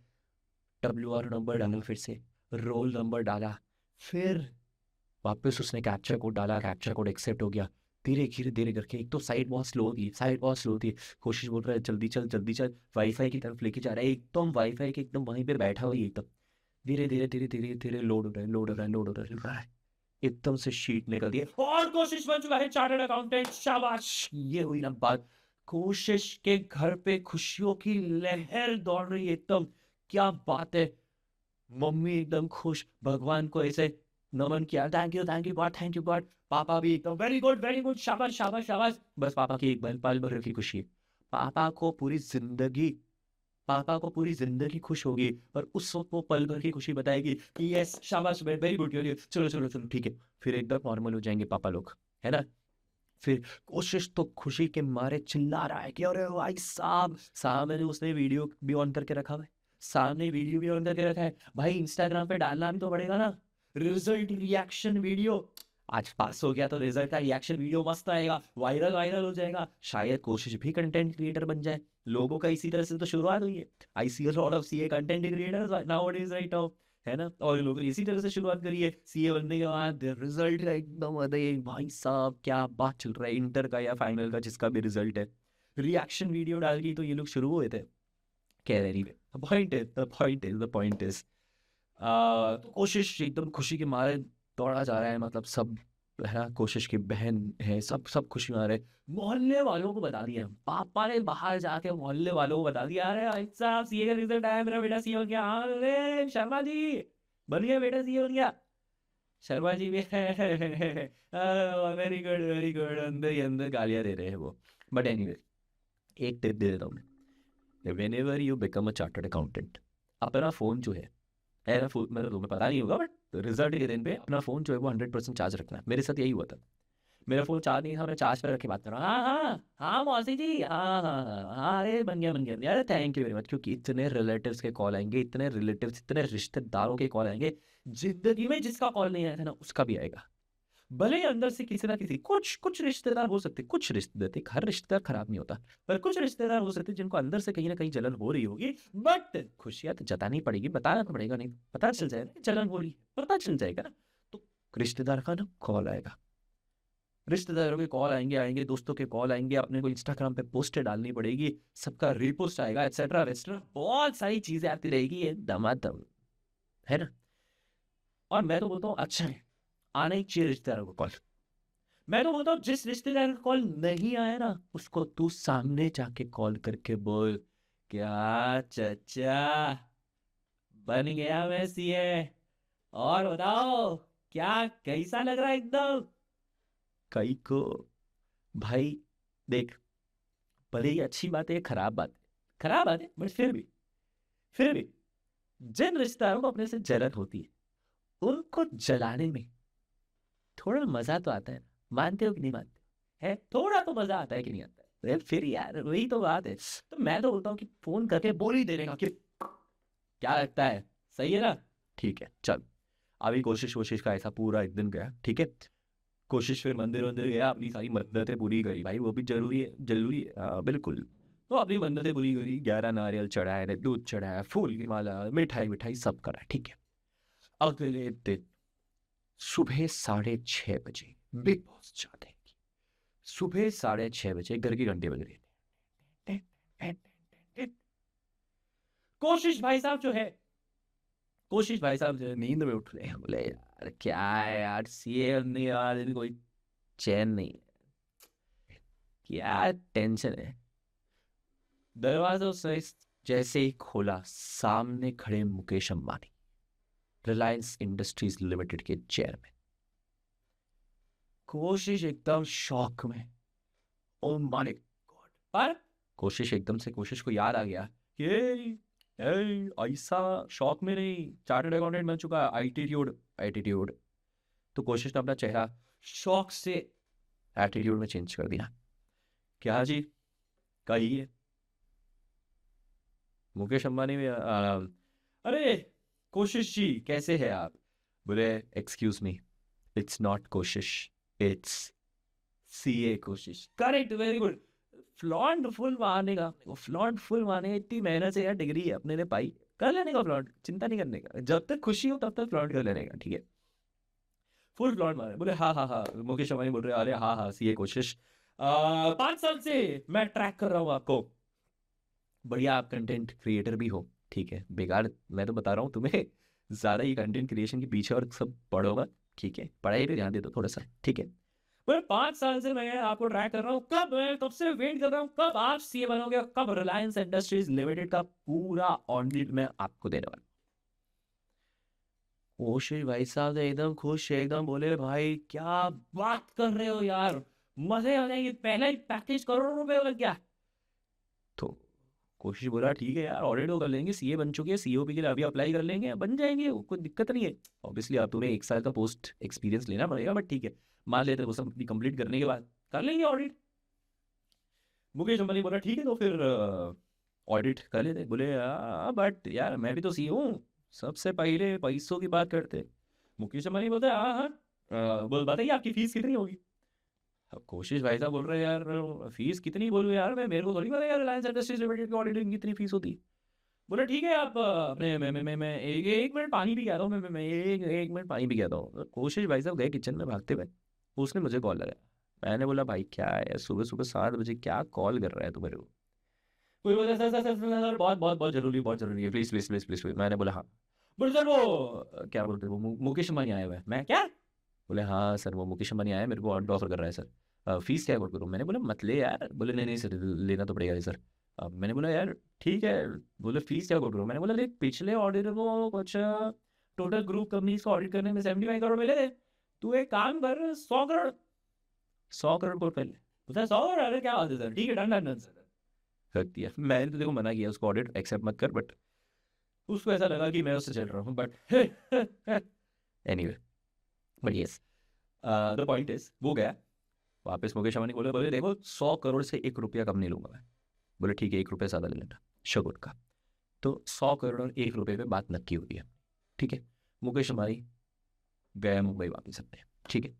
और और और कोशिश भाई साहब वापस। अब कोशिश भाई साहब फूले नहीं समारे खुशी की माय गॉड यस, ऑडिट मिल गया, रिलायंस इंडस्ट्रीज लिमिटेड का मस्त से ऑडिट करूंगा, फुल पैसा कमाऊंगा, 100 करोड़ मिल जाएंगे। फिर एकदम से रियलाइज हुआ 1 मिनट, ये ऑडिट ले तो लिया मैंने, करना कैसे, तकलीफ है। कोशिश भाई साहब बोले अब क्या करें? तो कोशिश भाई साहब ने मुझे फिर से कॉल किया, बोले सर मिलना है मुझे। मैंने बोला ठीक है आजा। अब कोशिश भाई साहब मिले मुझसे, बोले सर वो ऑडिट एक्सेप्ट तो कर लिया मैंने, बट अब डाउट लग रहा है। मैंने बोला देख मैंने मना ही किया था। बोला नहीं नहीं सर 100 करोड़ की बात है। मैंने बोला ठीक है अच्छी बात है, 100 करोड़ तो मना नहीं कर सकते वैसे, अपने प्रैक्टिकली मना नहीं कर सकते, बट यार समझना चाहिए यार क्यों मनाई। बोले सर पर करूँ क्या, ऑडिट कैसे करूँ? मैंने बोला ठीक है कोई बात नहीं, मैं तेरे को बताऊंगा step by step procedure audit कैसे करने का है, तू एग्जीक्यूट करना, मैं पूरा प्लान करूंगा, मैं सारा हैंडल कर लूंगा। आई will be the consultant of your team. Yes बिल्कुल, तुम भी आगे जाके मुझे हायर कर सकते हो as a consultant, audit consultant की तरह, बिल्कुल ठीक है। I will be the consultant, मैं तेरे को बताऊंगा एक दो स्टेप बाय स्टेप, तेरे को खाली क्या करना पड़ेगा, टीम को हैंडल करने का, एग्जीक्यूट करवाने का। Okay done. बोला हाँ सर बेस्ट। बोला आपकी फीस कितनी होगी? मैंने बोला 25 करोड़। सीधी बात है, पूरा मैं ही बताऊंगा तो 25 करोड़ तो मैं लेके जाऊंगा। मैं ठीक है। बोले ठीक है सर डन, बाकी 75 करोड़ तो मेरे होंगे, डन। बोले सर आप क्यों मना कर रहे थे मुझे ऑडिट करने से, पर 100 करोड़ की बात है। मैंने बोला देख कोई भी ऑडिट भले वो 100 करोड़ का दे रहा हो, 50 करोड़ का दे रहा हो, 20 करोड़ का दे रहा हो, 1 करोड़ का दे रहा हो, तू ऐसे ही एक्सेप्ट नहीं कर सकता ऑडिट को। You can not accept audit यार, हाँ ठीक है चलो यार अपने ऑडिट आ रहे, कोई आया सामने से बोले अरे सर ऑडिट करोगे भाई नहीं? यस बिल्कुल चलेंगे चलो आओ। ऐसे नहीं कर सकते। कोई भी ऑडिट एक्सेप्ट करने से पहले आपको 3 चीजें देखनी पड़ती है। क्या बोला? कोई भी ऑडिट एक्सेप्ट करने से पहले तीन चीजें देखनी पड़ती है, और जिन एक्टिविटी को हम कहते हैं प्री एंगेजमेंट एक्टिविटी। प्री बोले तो प्रायर, प्रिलिमिनरी, शुरुआत में। एंगेजमेंट मतलब काम करने से पहले जो हमें काम करने पड़ते हैं, एक्टिविटी करनी पड़ती है, उसे कहते हैं प्री एंगेजमेंट एक्टिविटी। समझ में आया? तो मतलब कोई भी ऑडिट शुरुआत करने से पहले तीन चीजें देखनी पड़ती है। ए, बी और सी में लिखा रखा हुआ है मैंने, यार तुम लेक्चर देखो यार ढंग से यार। ए, बी और सी में कोई भी मैंने बताया। अब बोले क्या करना पड़ता है सर? मैंने बोला देख, कोई भी आए तेरे पास ऑडिट करने, मैं ऐसा हाँ नहीं बोल देने का, सीधा कि हाँ करने के, अरे लाओ लाओ यार। सबसे पहले ऑडिट का प्रपोजल वो लेके आया तो उसके फाइनेंशियल स्टेटमेंट्स उससे लो, पास्ट डेटा लो, और फिर उसके उस कंपनी के पीछे जो मैनेजमेंट है, मतलब कंपनी को चलाने वाला इंसान, या those charged with governance. Sir बोले तो दोज चार्ज्ड विद गवर्नेंस नया शब्द पड़ा सर, नया शब्द पड़ा। यही तो बात, देखो पूरे कंप्लीट ऑडिट प्रोसेस का मेन मकसद ही ये है कि तुम्हें नए शब्दों का मीनिंग समझ में आना चाहिए। तो दोज चार्ज्ड विथ गवर्नेंस जो होता है, सुनना ध्यान से, you have to check integrity of management, और दोज चार्ज्ड विथ गवर्नेंस। अब बोलते हैं दोज चार्ज्ड विथ गवर्नेंस, बोले तो कौन? Board of directors. क्या? Board of directors. बोलता है इनका तो जाके, ये बोर्ड ऑफ डायरेक्टर्स भी देखो, अभी ऑडिट में अपने उनको TCWG बुलाएंगे, बाकी तुम लोग कंपनी के फॉर्म में उसको क्या बुलाते हो? Board of directors. कंपनी के केस में board of director, but those charged with governance much broader term. अभी के लिए खाली तरह समझो कि दोस्त चार्ज विद गवर्नेंस मतलब कंपनी के केस में बोर्ड ऑफ डायरेक्टर्स हो गए, ठीक है? तब तो मैनेजमेंट और दोस्त चार्ज विद गवर्नेंस यानी बोर्ड ऑफ डायरेक्टर्स, यानी ये लोग जो कंपनी चला रहे हैं उनकी इंटेग्रिटी चेक करो। सर इंटेग्रिटी मतलब, तो इंटेग्रिटी बोले तो ऑनेस्टी। तुम न्यूज़पेपर्स पढ़ो, तुम न्यूज आर्टिकल्स देखो, तुम AI से पूछो, व्हाटएवर इट इज, एक बैकग्राउंड निकालो कि इनके अंदर कौन मैनेजमेंट लोग हैं, कौन दोस्त चार्ज विद गवर्नेंस है। अगर तुम्हें लगता है कि यार इनका बैकग्राउंड थोड़ा गड़बड़ लग रहा है, इन्होंने पहले भी बहुत फ्रॉड करे हुए हैं, पिछला चार्टर्ड अकाउंटेंट भी छोड़ के गया है इन्हीं के फ्रॉड से तंग होके, या ये इनके खिलाफ बहुत सारे फ्रॉड के केसेस चल रहे हैं, व्हाटएवर इट इज, ये तुम्हें आराम से एक सिंपल गूगल सर्च से भी बहुत सारे लोगों के बारे में पता चल जाता है यार, है कि नहीं? तो उनकी इंटेग्रिटी को चेक करो। इफ यू फील कि नहीं यार ये मैनेजमेंट, ये दोस्त शायद गवर्नेंस वाले लोग हैं ना, ये खुद ही बहुत ज्यादा पुराने, पहले भी मैंने देखा है, ये बहुत फ्रॉड में इन्वॉल्व है, ऐसे ऑडिट को एक्सेप्ट मत करो। क्योंकि सोचो अगर मैनेजमेंट दोस्त शायद गवर्नेंस अगर फ्रॉड में इन्वॉल्व है, और तुम्हारे साथ भी अगर वो लोग इस तरह का फ्रॉड करेंगे, बेटा तुम वो फ्रॉड को इतनी आसानी से नहीं पकड़ पाओगे।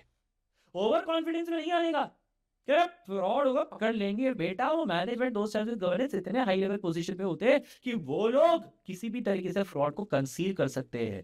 तुम्हें पता तक नहीं चलेगा कि इस तरह का ऐसा कोई फ्रॉड हुआ भी हो सकता है, ये भी नहीं पता चलेगा तुम्हें।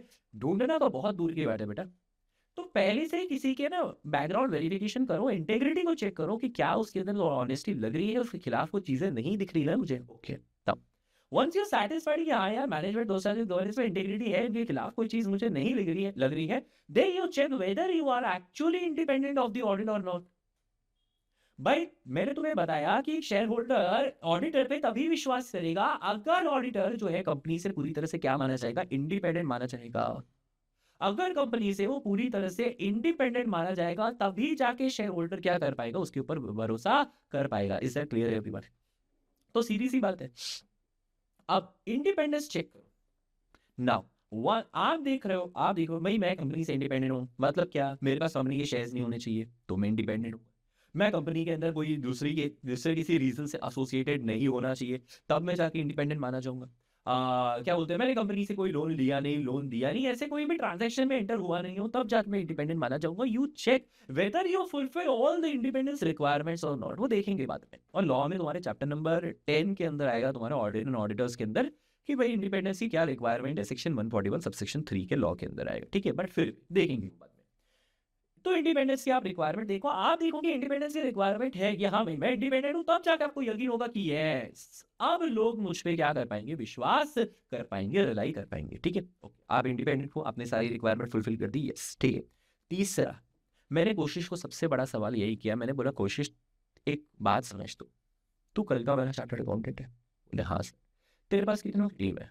बोले सर टीम तो नहीं है, मतलब मेरे साथ साथ मेरे 4 दोस्त पास हुए हैं, चिंटू, मिंटू, पिंटू और बिंटू, उनको उठा लूंगा।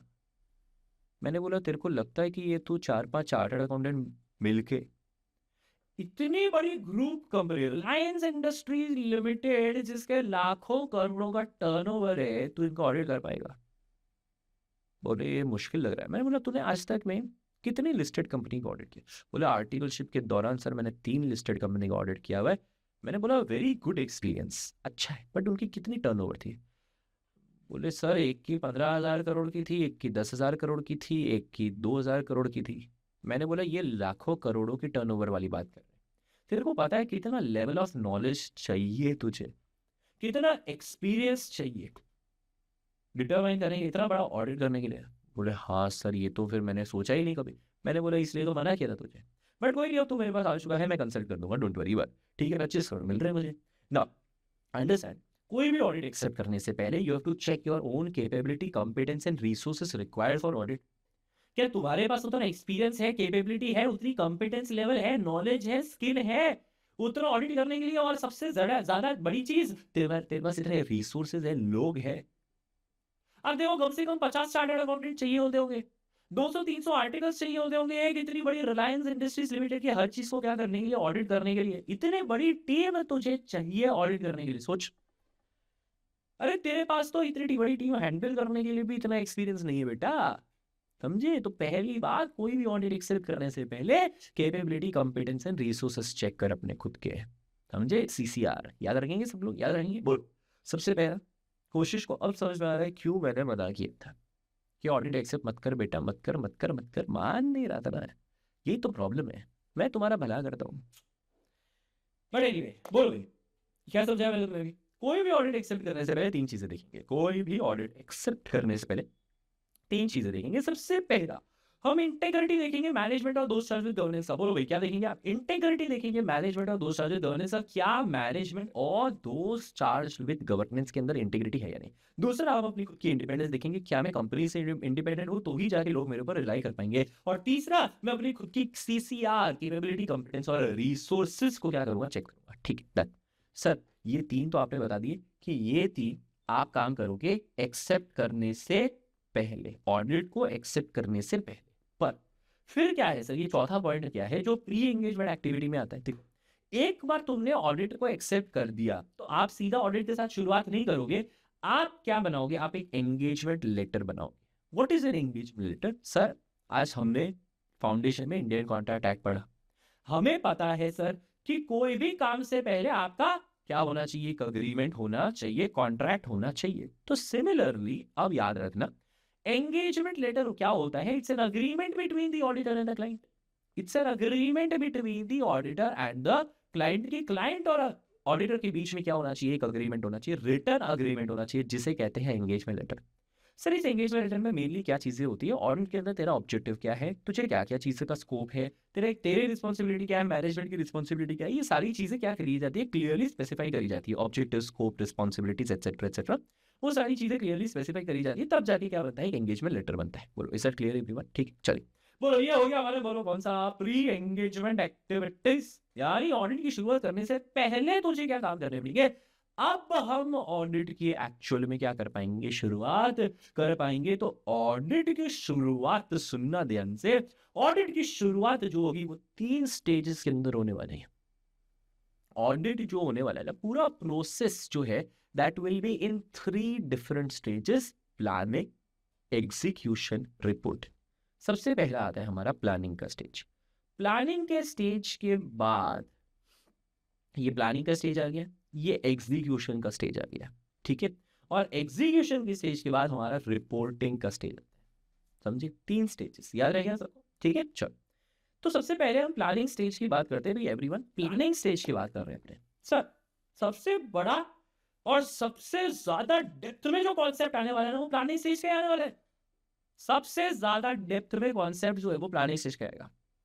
उसके बाद एग्जीक्यूशन और रिपोर्टिंग तो यो पूरा होगा। जितना टाइम अपने को प्लानिंग में लगेगा उतना टाइम अपने को एग्जीक्यूशन रिपोर्टिंग में लगेगा एंड कंप्लीट, ठीक है। चलो नाउ अंडरस्टैंड। सर कोई भी ऑडिट शुरू करने से पहले तुम क्या करोगे? सर सीधी सी बात है यार, मैं कंपनी, मेरे को कंपनी के बारे में कुछ नॉलेज ही नहीं है। आप बोल रहे हो जाके तू कंपनी का ऑडिट कर, क्या करूं ऑडिट? मेरे को कंपनी का कुछ नॉलेज है ही नहीं, मेरे को पता ही नहीं है वो कंपनी क्या काम करती है, कितना काम करती है, उसका वॉल्यूम ऑफ ट्रांजेक्शंस क्या है, कंपनी में डिपार्टमेंट कितने हैं, कंपनी को हेड कौन कर रहा है, कौन ऑथराइज करता है, डायरेक्टर्स में कितने डायरेक्टर्स है, शेयर होल्डर मेन कौन कौन है, कौन कौन इन्फ्लुएंस कर सकता है, किसका क्या काम है, किसी क्या अथॉरिटी है, रिस्पॉन्सिबिलिटी है, मुझे कुछ पता ही नहीं है सर। उसके बाद क्या लॉज एंड रेगुलेशन लगते हैं, कौन सा फाइनेंशियल स्टेटमेंट लगता है, कुछ नहीं पता। तो सबसे पहले जाके ये सारी इंफॉर्मेशन को कलेक्ट कर, सबसे पहले जाके सारी इंफॉर्मेशन को कलेक्ट कर। तेरा काम रहेगा of understanding the entity and its environment. बोल रहे तेरा काम क्या रहेगा? Of understanding the entity and its environment. जा कंपनी के बारे में सारी इंफॉर्मेशन इकट्ठा कर, तब तेरे को पता चलेगा कंपनी कितना कुएं में है, दलदल में है। तो सबसे पहले तेरा काम रहेगा understanding the entity and its environment. उसमें तो ऑर्गेनाइजेशनल स्ट्रक्चर चेक कर सकता है, फाइनेंशियल एनालिसिस चेक कर सकता है, एक्सटर्नल एनवायरनमेंट कोई कंपनी को अफेक्ट कर सकता है वो चेक कर सकता है, इंटरनल एनवायरनमेंट चेक कर सकता है, बहुत सारी चीजें अलग अलग चीजें होती है, बट खैर वो सब बात की बात है। मेन चीज इतना समझना है कि सबसे पहले काम मेरा क्या रहेगा, क्योंकि मुझे कंपनी के बारे में कुछ पता नहीं है, the first thing would be to understand the entity and its environment. The first thing would be to understand the entity and its environment. बोलो is that clear everyone? Perfect, बहुत अच्छे, सिंपल, ठीक है ना sir. Understanding entity and its environment के बाद क्या करना है? मेरा अगला काम रहेगा टू डिटरमाइन कि सर इस पूरे ऑडिट के अंदर इतना बड़ा फाइनेंशियल स्टेटमेंट, इसमें परचेज है, सेल है, 10 तरह की एक्सपेंसेस है, 15 तरह के असेट्स हो गए, लायबिलिटीज हो चुकी है, इक्विटी हो गई, इतने सारी चीजें सर इतने कम टाइम में मैं कैसे चेक करूं? करेक्ट, तेरा प्रॉब्लम एकदम जेन्युइन है और सबसे बड़ी प्रॉब्लम है ऑडिट की कि सर इतनी हजारों आइटम्स होती है फाइनेंशियल स्टेटमेंट में। एक्सपेंस है तो एक्सपेंस के अंदर एक पर्टिकुलर ऑफिस एक्सपेंस के अंदर 15 और अलग तरह के एक्सपेंस होते हैं, इतने तो ऑडिट कैसे कर सकते हैं सर? करेक्ट, वो भी कम टाइम में। देखो कोई भी ऑडिटर के पास है ना, सबसे बड़ी प्रॉब्लम होती है टाइम और रिसोर्सेस की कमी। जितनी फीस मिलती है उस हिसाब से वो रिसोर्सेस लगा सकता है, तो रिसोर्सेस कम रहते हैं और उतना ही वो टाइम लगा सकता है, तो टाइम भी कम ही रहता है नॉर्मली, ठीक है। और वैसे भी यार एक साल से ज्यादा टाइम तो होता ही नहीं ऑडिट के लिए। तो बोलता है इतनी बड़ी कंपनी का इतने सारे डिपार्टमेंट, वो लोग इतने अलग अलग ट्रांजेक्शन, हजारों लाखों ट्रांजेक्शन कर रहे हैं, कैसे चेक करूं मैं सारा? तो बोला कि एक काम कर, तेरे को हर ट्रांजेक्शन को उतना ही डिटेल में चेक करने की जरूरत नहीं है। तेरा काम क्या है, तेरा ऑब्जेक्टिव क्या है, एकदम लॉजिक सुनना, इसके पीछे का लॉजिक समझना। तेरा ऑब्जेक्टिव क्या है? तेरे को हर काम को इतना डिटेल में चेक करने की जरूरत नहीं है, तेरा लॉजिक क्या है? बोले तेरा ऑब्जेक्टिव क्या है? बोले मेरा ऑब्जेक्टिव है कि financial statement should be free from material misstatement. Correct है ना, याद आया ना ऑब्जेक्टिव कि financial statement should be free from material misstatement, बड़ी वाली गड़बड़ नहीं होनी चाहिए। मैंने बोला तो एक काम करना, जब तेरे को खाली इतना ही देखना है कि बड़ी वाली गड़बड़ नहीं होनी चाहिए, तो एक काम कर, डिटरमाइन कर कि कौन से एरियाज में से गड़बड़, बड़ी वाली गड़बड़ होने के चांसेस कौन सी एरिया में ज्यादा है और कौन सी एरिया में बड़ी वाली गड़बड़ होने के चांसेस कम लग रहे थे। तेरे को अगर लग रहा है कि हाँ बस सर ये कुछ एरियाज है जहां पे बड़ी बड़ी गड़बड़ होने के चांसेस ज्यादा है, वहां पे ज्यादा डिटेल में ऑडिट करना। क्या लॉजिक है? क्या लॉजिक है ना? तेरे को लग रहा है बड़ी वाली गड़बड़ होने के चांसेस यहाँ ज्यादा है तो वहां ऑडिट कर, और तेरे को लग रहा है यहाँ पे बड़ी वाली गड़बड़ होने के इतने चांसेस नहीं है तो छोड़ना भाई, थोड़ा थोड़ा ऊपर ऊपर से देख के जा रहे देना। वैसे भी बड़ी वाली गड़बड़ होने के चांसेस इतने ज्यादा नहीं है, तेरा ऑब्जेक्टिव भी पूरा हो जाएगा और तेरे कम टाइम और रिसोर्सेस में भी तेरा काम हो जाएगा। बताओ ये सुनो। तो हमने क्या देखा सर, आपको इन सारी एरियाज में से आपको ये ढूंढना है कहाँ पे गड़बड़ होने के चांसेस ज्यादा है और कहाँ पे गड़बड़ होने के चांसेस कम है। इस प्रोसीजर को to determine where risk is high and where risk is low, इस प्रोसीजर को हम कहते हैं रिस्क असेसमेंट प्रोसीजर। क्या कहते हैं? Risk assessment procedure. What is risk assessment procedure? Sir एकदम आसान भाषा में अगर मैं याद करूं, it's a procedure to identify कहाँ रिस्क ज्यादा है कहाँ रिस्क कम है। बोल यार मेरे साथ साथ बोलेंगे, मेरे साथ साथ बोलेंगे please sir. What is risk assessment procedure? Sir, risk assessment procedure is a procedure to identify कहाँ पे रिस्क ज्यादा है, कहाँ पे रिस्क कम है, कहाँ पे रिस्क ज्यादा, कहाँ पे रिस्क कम है, कहाँ पे रिस्क ज्यादा, कहाँ पे रिस्क कम है। याद है? क्लियर? सर इंग्लिश में बोले तो a procedure to identify different level of risk in all area of entity. English में इतना कन्वर्ट कर देना, different level of risk in all level of entity, all areas of entity, या तो high risk वाला है या मीडियम रिस्क वाला है या लो रिस्क वाला है। समझ में आ रहा है ये चीज सबको? तो ये रिस्क असेसमेंट प्रोसीजर है। बट अब इसमें याद रखना, रिस्क असेसमेंट प्रोसीजर हमेशा मटीरियलिटी कंसिडर करने के बाद ही करा जाता है। सर ये मटीरियलिटी कंसिडर करने के बाद मतलब क्या होता है? मटीरियलिटी मतलब क्या होता है? मटीरियलिटी मतलब एक ऐसा लेवल होता है जिसके ऊपर कोई भी चीज होगी, कोई भी मिसस्टेटमेंट होगा तो वो मुझे क्या कर पाएगा, अफेक्ट कर पाएगा, वो मटीरियल माना जाएगा। अब तेरा ऑब्जेक्टिव यही है, the financial statement should be free from material misstatement, तो कोई भी रिस्क असेसमेंट प्रोसीजर करने से पहले तेरे को मटीरियलिटी चेक करनी पड़ेगी कि क्या मटीरियल है और क्या नहीं है। अगर वो मटीरियल ही नहीं है चीज, तो उसके ऊपर इतना रिस्क असेसमेंट प्रोसीजर करने का कोई सेंस बनता नहीं। क्लियर है ये चीज? तो मटीरियलिटी कंसिडर करने के बाद रिस्क असेसमेंट प्रोसीजर करते हैं। चल सुनो ध्यान से, हमारा मेजर ऑब्जेक्टिव यहाँ पे कंप्लीट ऑडिट प्रोसेस का एकदम डिटेल में जो जो एक्चुअल डेफिनेशन है वो याद करने की जरूरत नहीं है। रिस्क असेसमेंट प्रोसीजर का तुम्हें क्या लगता है ये एक्चुअल डेफिनेशन है? नहीं, ये डेफिनेशन सिर्फ तुम्हें समझाने के लिए भाई, सिर्फ तुम्हें समझाने के लिए, एक्चुअल डेफिनेशन नहीं है ये, समझे? हाँ, एक्चुअल डेफिनेशन अपने को क्यों देखना है? अभी अपना मेन बोल भाई, अभी अपना मेन मकसद क्या है? क्या है? अपने को टर्मिनोलॉजी समझनी है, अपने को प्रोसेस समझना है, अपने को स्टेप्स समझने हैं, ताकि अपने को 11 चैप्टर्स के अंदर क्या कर एकदम आसानी रहे, 11 चैप्टर्स में एकदम आसानी रहे। ठीक है, चल। Now what exactly is audit risk? Sir ये ऑडिट रिस्क कहाँ से आएगा सर, ये क्या चीज आ रही है? तो देखो बेसिकली ना, रिस्क असेसमेंट प्रोसीजर के अंदर अपने को आगे चीजें समझने के लिए you have to understand different terminology. यही तो डिफरेंट टर्मिनोलॉजी जो अपने समझ रहे हैं, उसी टर्मिनोलॉजी में हमारा एक बहुत बहुत इंपॉर्टेंट टर्मिनोलॉजी आता है विच इज ऑडिट रिस्क।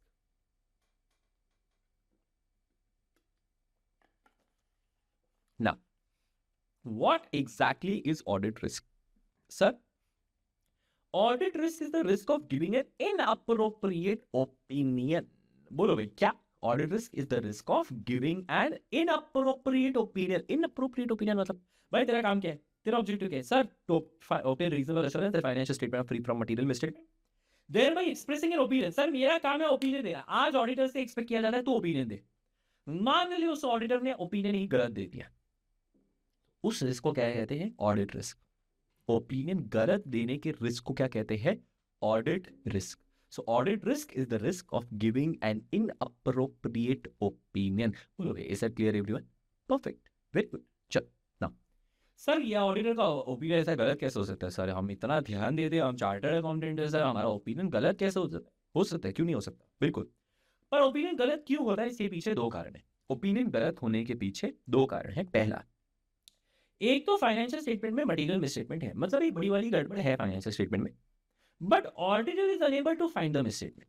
गड़बड़ क्यों है? सिंपल सी बात है, फाइनेंशियल स्टेटमेंट में एक बड़ी वाली गड़बड़ है पर ऑडिटर वो गड़बड़ को ढूंढ नहीं पाया। Financial statements are materially misstated and auditor is unable to find the misstatement. बोल भाई क्या ये समझ में आ रहा है? अब सोचो, फाइनेंशियल स्टेटमेंट में बड़ी गड़बड़ है, ऑडिटर को पता नहीं चला, ऑडिटर इज लाइक अरे फाइनेंशियल स्टेटमेंट में कोई मिसस्टेटमेंट नहीं है, चलो भाई हमने क्लीन ओपिनियन दे दिया एकदम।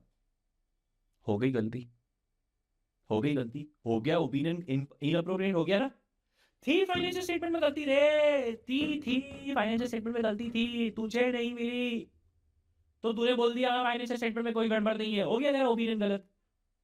पड़ेगी अब नाफरा तेरे पीछे पड़ेगी, आई तेरे पीछे पड़ेगी, सॉरी सॉरी, आई तेरे पीछे पड़ेगी, शेयर होल्डर तेरे पीछे पड़ेंगे। क्या बात कर रहा है, क्या कर रहा है यार? तो सर अभी क्या करने का, इसके लिए क्या करने का? सी तुझे अपने ऑडिट प्रोसीजर से यही इंश्योर करना है, याद रखो, तुम्हें अपने ऑडिट प्रोसीजर से यही इंश्योर करना है कि तुम्हें अपने ऑडिट रिस्क यानी इनअप्रोप्रिएट ओपिनियन देने के रिस्क को थोड़ा कम करना है, काफी, थोड़ा नहीं काफी कम करना है, एक्सेप्टेबल लेवल तक लेके आना है, एक्सेप्टेबल लेवल तक लेके आ रहे हैं, कम करना है, ठीक है ना? चलो तो बोलो हम अपना ओपिनियन गलत क्यों देते हैं? सर क्योंकि फाइनेंशियल स्टेटमेंट में मटेरियल मिसस्टेटमेंट और हम उस मिसस्टेटमेंट को ढूंढ नहीं पाए। ठीक है चलो, फाइनेंशियल स्टेटमेंट में मटेरियल मिसस्टेटमेंट के रिस्क, मटेरियल मिसस्टेटमेंट होने के रिस्क को कहते हैं रिस्क ऑफ मटेरियल मिसस्टेटमेंट। क्या? फाइनेंशियल स्टेटमेंट में मटेरियल मिसस्टेटमेंट होने के रिस्क को कहते हैं risk of material misstatement, short में बोले तो रोमम। ठीक है, कोई रोमा याद नहीं करेगा, रोमम है, रोमम, रोमम बोले तो रिस्क ऑफ मटेरियल मिसस्टेटमेंट, और हम उसे ढूंढ नहीं पाए, उस रिस्क को कहते हैं डिटेक्शन रिस्क। करेक्ट है ना? चलो now risk of material misstatement everyone, ये जो फाइनेंशियल स्टेटमेंट में गड़बड़ होती है ना, ये दो लेवल पे पाई जाती है। Risk of material misstatement can be divided in two levels, दो लेवल पे पाई जाती है। सबसे पहला फाइनेंशियल स्टेटमेंट वाला लेवल, दूसरा असर्शन लेवल। सबसे पहला क्या? फाइनेंशियल स्टेटमेंट वाला लेवल और दूसरा असर्शन लेवल। सुनना ध्यान से, what is financial statement level वाला रिस्क? सर ऐसा risk that affects the entire financial statement or a major part of financial statement. Sir financial statement level की गड़बड़ मतलब इतनी बड़ी गड़बड़ जो या तो पूरे फाइनेंशियल स्टेटमेंट या एक major part of financial statement को क्या करता हो, अफेक्ट करता हो, उसे कहते हैं risk of material misstatement at financial statement level. Sir कुछ एग्जांपल, मैं ना कंपनी को ऑडिट करने गया, मैंने कंपनी के फाइनेंशियल स्टेटमेंट्स चेक करने शुरू करे, मेरी नजर पड़ी नेटवर्थ पे। मैंने नेटवर्थ का कैलकुलेशन किया पहले। तो जब मैंने नेटवर्थ का कैलकुलेशन किया मुझे पता चला इस कंपनी का नेटवर्थ, इस पब्लिक कंपनी का नेटवर्थ जो है वो 300 करोड़ है, मतलब 250 करोड़ के ऊपर चला गया। अब मैं बता दूं 250 करोड़ से ऊपर अगर किसी का नेटवर्थ चला गया तो उसके ऊपर एप्लीकेबल हो जाता है इंड एएस। क्या एप्लीकेबल हो जाता है? Ind AS. मैंने बोला यार ये कंपनी तो अभी भी क्या फॉलो कर रही है, एएस सालों से वही फॉलो कर रही है, अभी भी एएस फॉलो कर रही है। उसने रियलाइज ही नहीं किया कि मेरा नेटवर्थ जो है वो 250 करोड़ के ऊपर चला गया। So now Ind AS will be applicable. ये रियलाइज हुआ ही नहीं सर मुझे। तो अब बताओ मुझे, कंपनी के पूरे फाइनेंशियल स्टेटमेंट किसके बेसिस पे बने हुए? अकाउंटिंग स्टैंडर्ड जबकि बनने चाहिए थे किसके बेसिस पे? इंडियन अकाउंटिंग स्टैंडर्ड के बेसिस पे। बताओ ये गलती एक fixed asset, intangible asset, expenses किसी एक चीज को अफेक्ट करेगा या पूरे फाइनेंशियल स्टेटमेंट को अफेक्ट करेगा? बताओ बताओ जल्दी बताओ जल्दी बताओ जल्दी बताओ। क्या ये मिसस्टेटमेंट एक चीज को अफेक्ट करेगा या पूरे के पूरे फाइनेंशियल स्टेटमेंट को अफेक्ट करेगा? बोलो बोलो बोलो बोलो बोलो। यस यस, ये पूरे के पूरे फाइनेंशियल स्टेटमेंट को क्या करने वाला है? अफेक्ट करने वाला है। नाउ बिकॉज ये पूरे फाइनेंशियल स्टेटमेंट को अफेक्ट करेगा, this is known as risk of material misstatement at financial statement level. बोलो इज दैट क्लियर एवरीवन? ठीक है चलो, नेक्स्ट आता है risk of material misstatement at the assertion level. Sir ये असर्शन का मतलब क्या होता है भाई? असर्शन का मतलब होता है items of financial statement. Assertion का मतलब होता है आइटम्स ऑफ फाइनेंशियल स्टेटमेंट्स। जितने इंडिविजुअल आइटम्स होती है ना फाइनेंशियल स्टेटमेंट की, याद रखना, जितनी इंडिविजुअल आइटम्स होती है फाइनेंशियल स्टेटमेंट की, that is known as assertion level. Is that clear everyone? Now now now now now सुनो ध्यान से। सर ये शब्द असर्शन का और डीपर मीनिंग है, पर वो हम बाद में जाके समझेंगे। अभी के लिए तुम्हें ये समझना है कि द एंटायर फाइनेंशियल स्टेटमेंट जो है वो फाइनेंशियल स्टेटमेंट लेवल बन गया। तो सीधी सी बात है कि असर्शन लेवल मतलब क्या हो गया कि भाई individual items of financial statement को जो चीज अफेक्ट करती है वो असर्शन लेवल वाली होगी। करेक्ट ना? एक और मैं टर्मिनोलॉजी यहाँ पे और ऐड कर देना चाहता हूँ मैं तुम्हारे लिए। जो individual items of financial statement होती है ना वो 3 तरह की होती है, जिसे हम कहेंगे COT ABD। COT बोले तो क्लास ऑफ ट्रांजैक्शन। बोलो COT बोले तो क्या?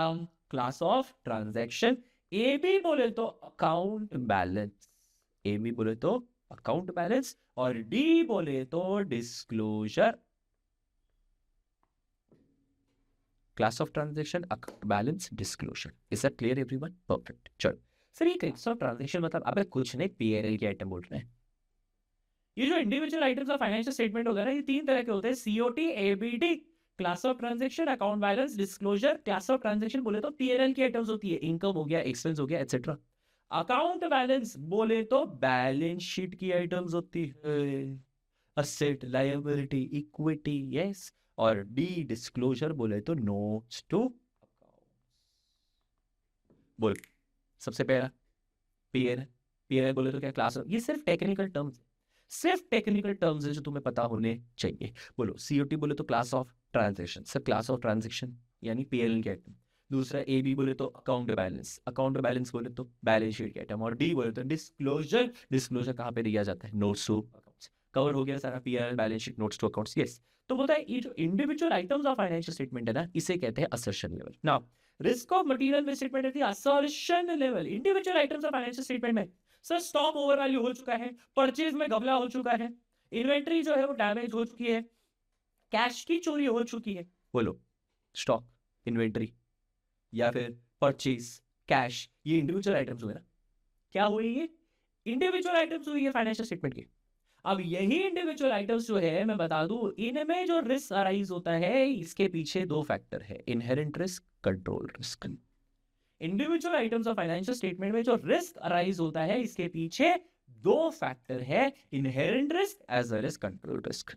Sir what is inherent risk, what is control risk? Example से बताता हूं, सुनो। सर एक ना बड़ा सा ज्वेलरी शोरूम था। उस ज्वेलरी शोरूम के अंदर एक बड़ा टेबल था। उस टेबल पे एक हीरा पड़ा। आयरन मैन का आर्क रिएक्टर लग रहा है, बट ये हीरा है। आयरन मैन का आर्क रिएक्टर और ज्यादा कीमती होता, बट यस, एक हीरा पड़ा था। एक बड़े टेबल पे एक हीरा।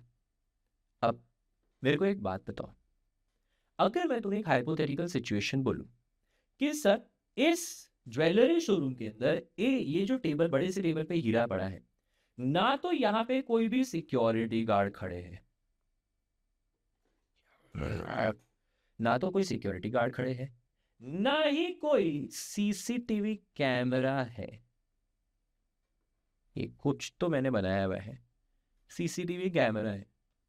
ना ही कोई लेजर बीम वाला सिस्टम है, ना ही कोई लॉकर में रखा हुआ है, बस खुलेआम पड़ा है, ऐसे ही हीरा पड़ा है। बोलो क्या हो जाएगा?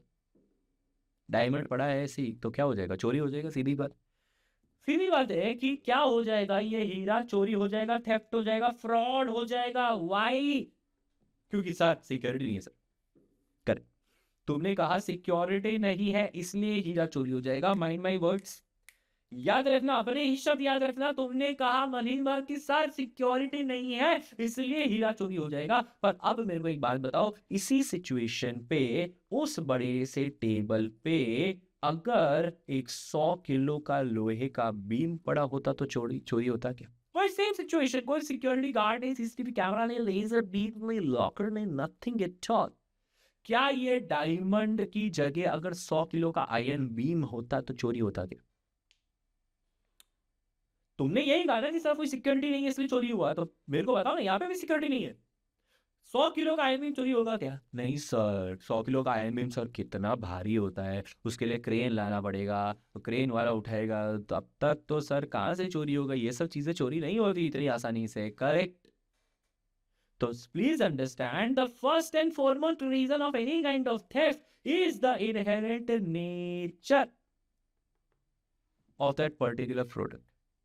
इनहेरेंट नेचर उसका ऐसा है कि वहां पे, बोलो इनहेरेंट नेचर मतलब क्या? उसकी खुद की कैरेक्टरिस्टिक ऐसी है कि उसके, मतलब हीरा है, छोटा सा है, वैल्यूएबल है, बाहर जाके आराम से आप बेच भी सकते हो। आपने हीरा चुरा लिया, 100 किलो, इतना वैल्यूएबल नहीं है सर, इतनी मेहनत करके हम क्रेन को बुलाएंगे और सब करेंगे, तब तक में तो भाई ये हट जाएगा।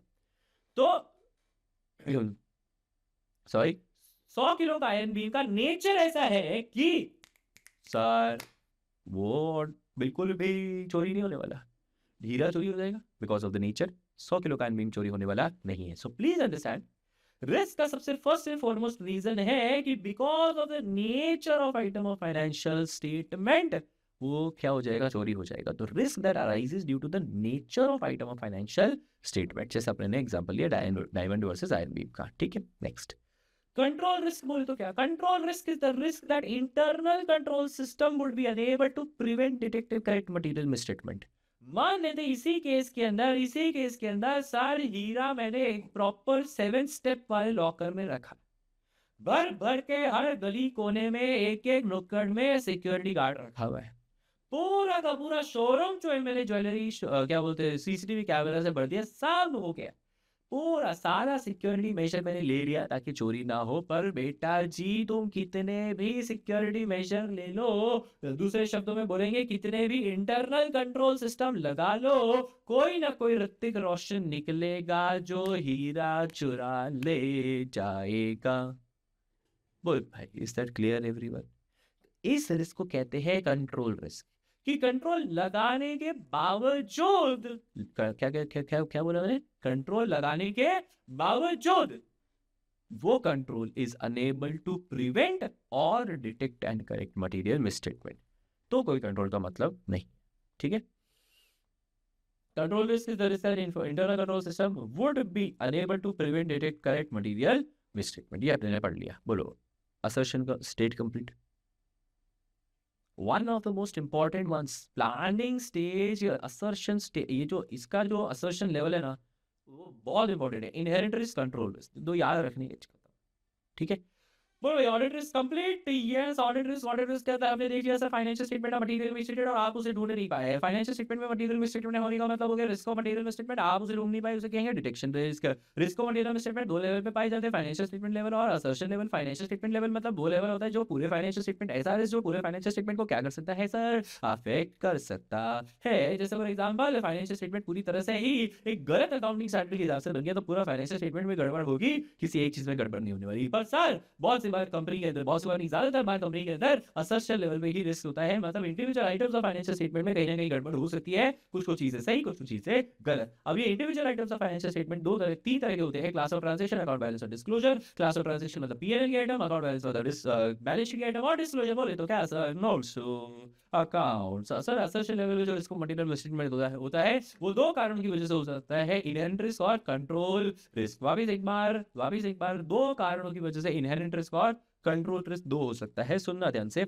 Inherent risk is the risk that arises due to the nature of item of financial statement। जैसे हमने एग्जांपल दिया था सर किसका, बोलो भाई डायमंड वर्सेस आयरन बीम का। और कंट्रोल रिस्क मैंने तुम्हें कहा भी था कि कितना भी कंट्रोल लगा दो कोई ना कोई ऋतिक रोशन निकलेगा जो हीरा चुरा ले जाएगा और फिर जाके स्टेज पे नाचेगा। ठीक है चलो, तो ये हो गया हमारा क्या, कंट्रोल रिस्क। एवरीवन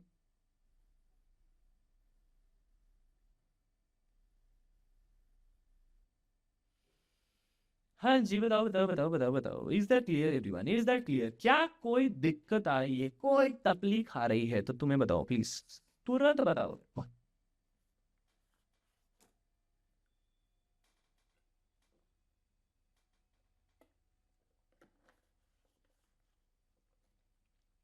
ठीक है चलिए, परफेक्ट।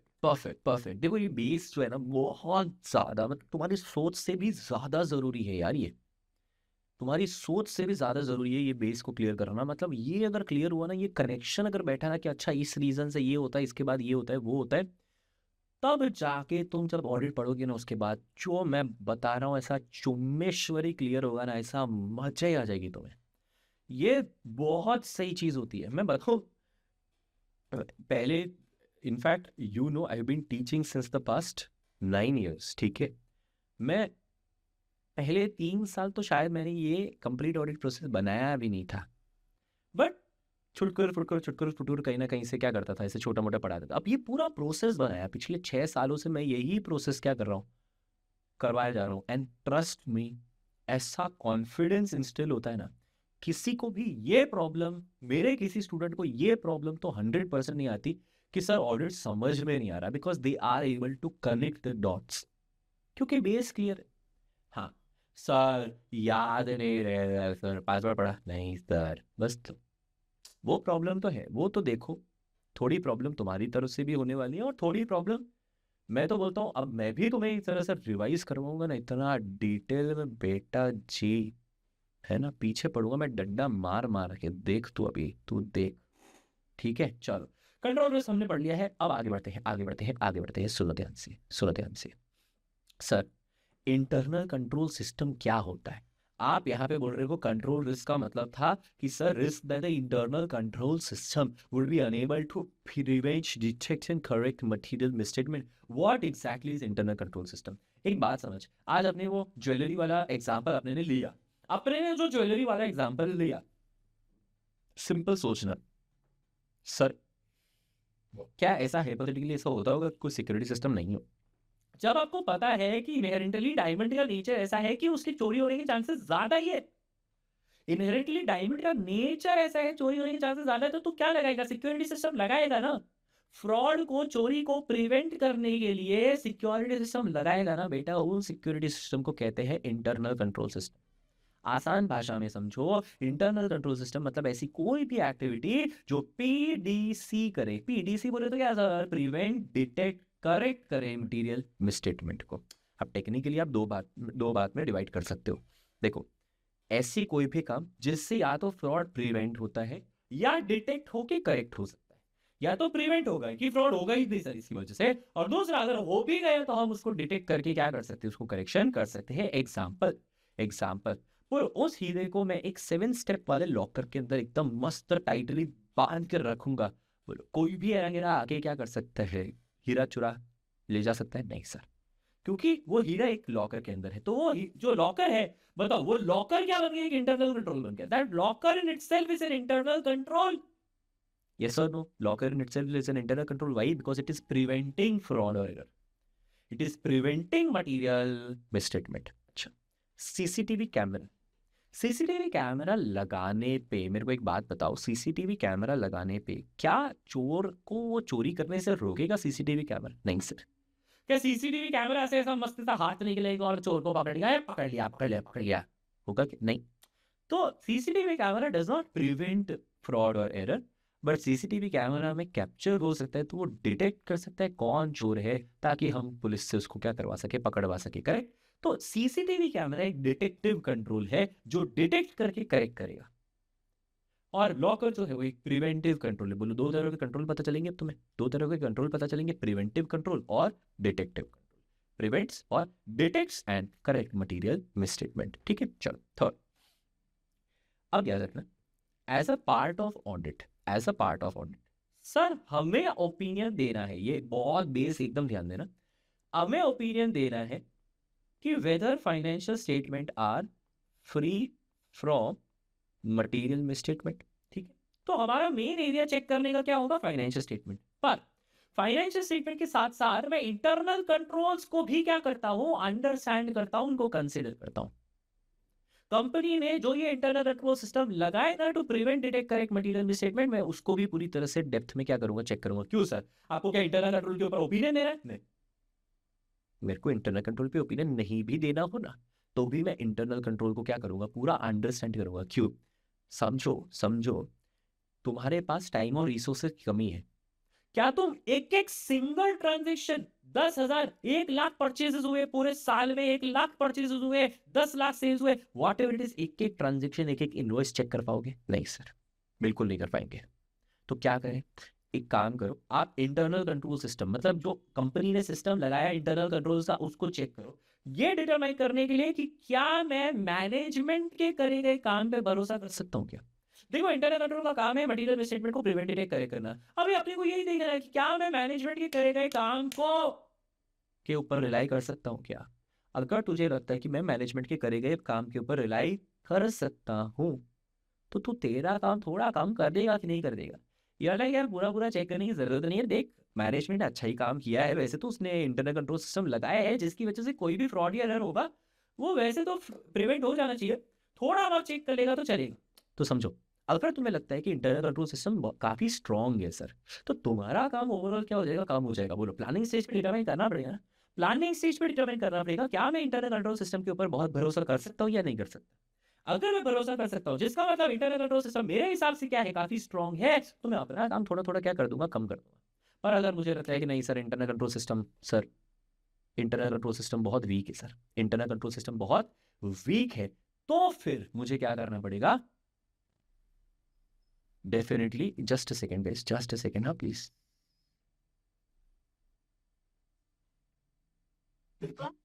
अरे अरे,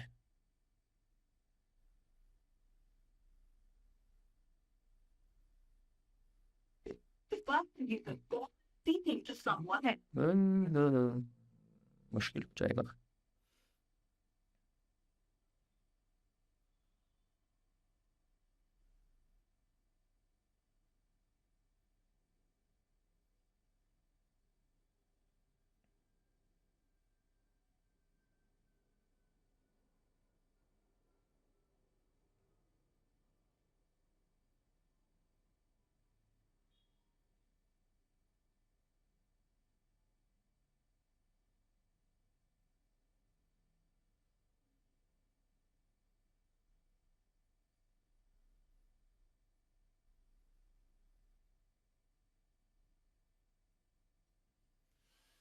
चल, सो सॉरी, काफी एक इम्पोर्टेंट चीज थी जो मुझे 12 बजे से पहले करवाना था, बट वो भूल गया मैं। एनीवे, यस, बोल। तो बाकी चल रही थी कि इंटरनल कंट्रोल सिस्टम अगर क्या स्ट्रांग हुआ, मेरे को लग रहा है मैनेजमेंट ने क्या सिस्टम बनाया है, तो मैं अपना काम कर दूंगा। और अगर मेरे को इंटरनल कंट्रोल सिस्टम थोड़ा वीक लग रहा है, तो मुझे प्लान करना पड़ेगा कि नहीं यार, ज़्यादा करना पड़ेगा अपनी तरफ से। अपना ऑडिट जो है वो क्या होना चाहिए, ज़्यादा होना चाहिए। परफेक्ट, चलो।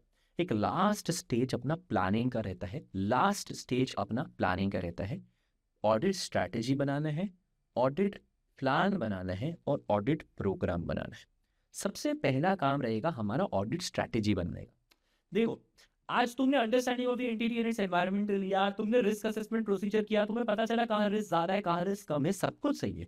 पर उसी के बेसिस पे अपने को स्ट्रैटेजी बनाई, जो इन्फॉर्मेशन अपने कलेक्ट करते हैं उसके बेसिस पे अपने को स्ट्रैटेजी प्लान प्रोग्राम सारा बनाना पड़ता है।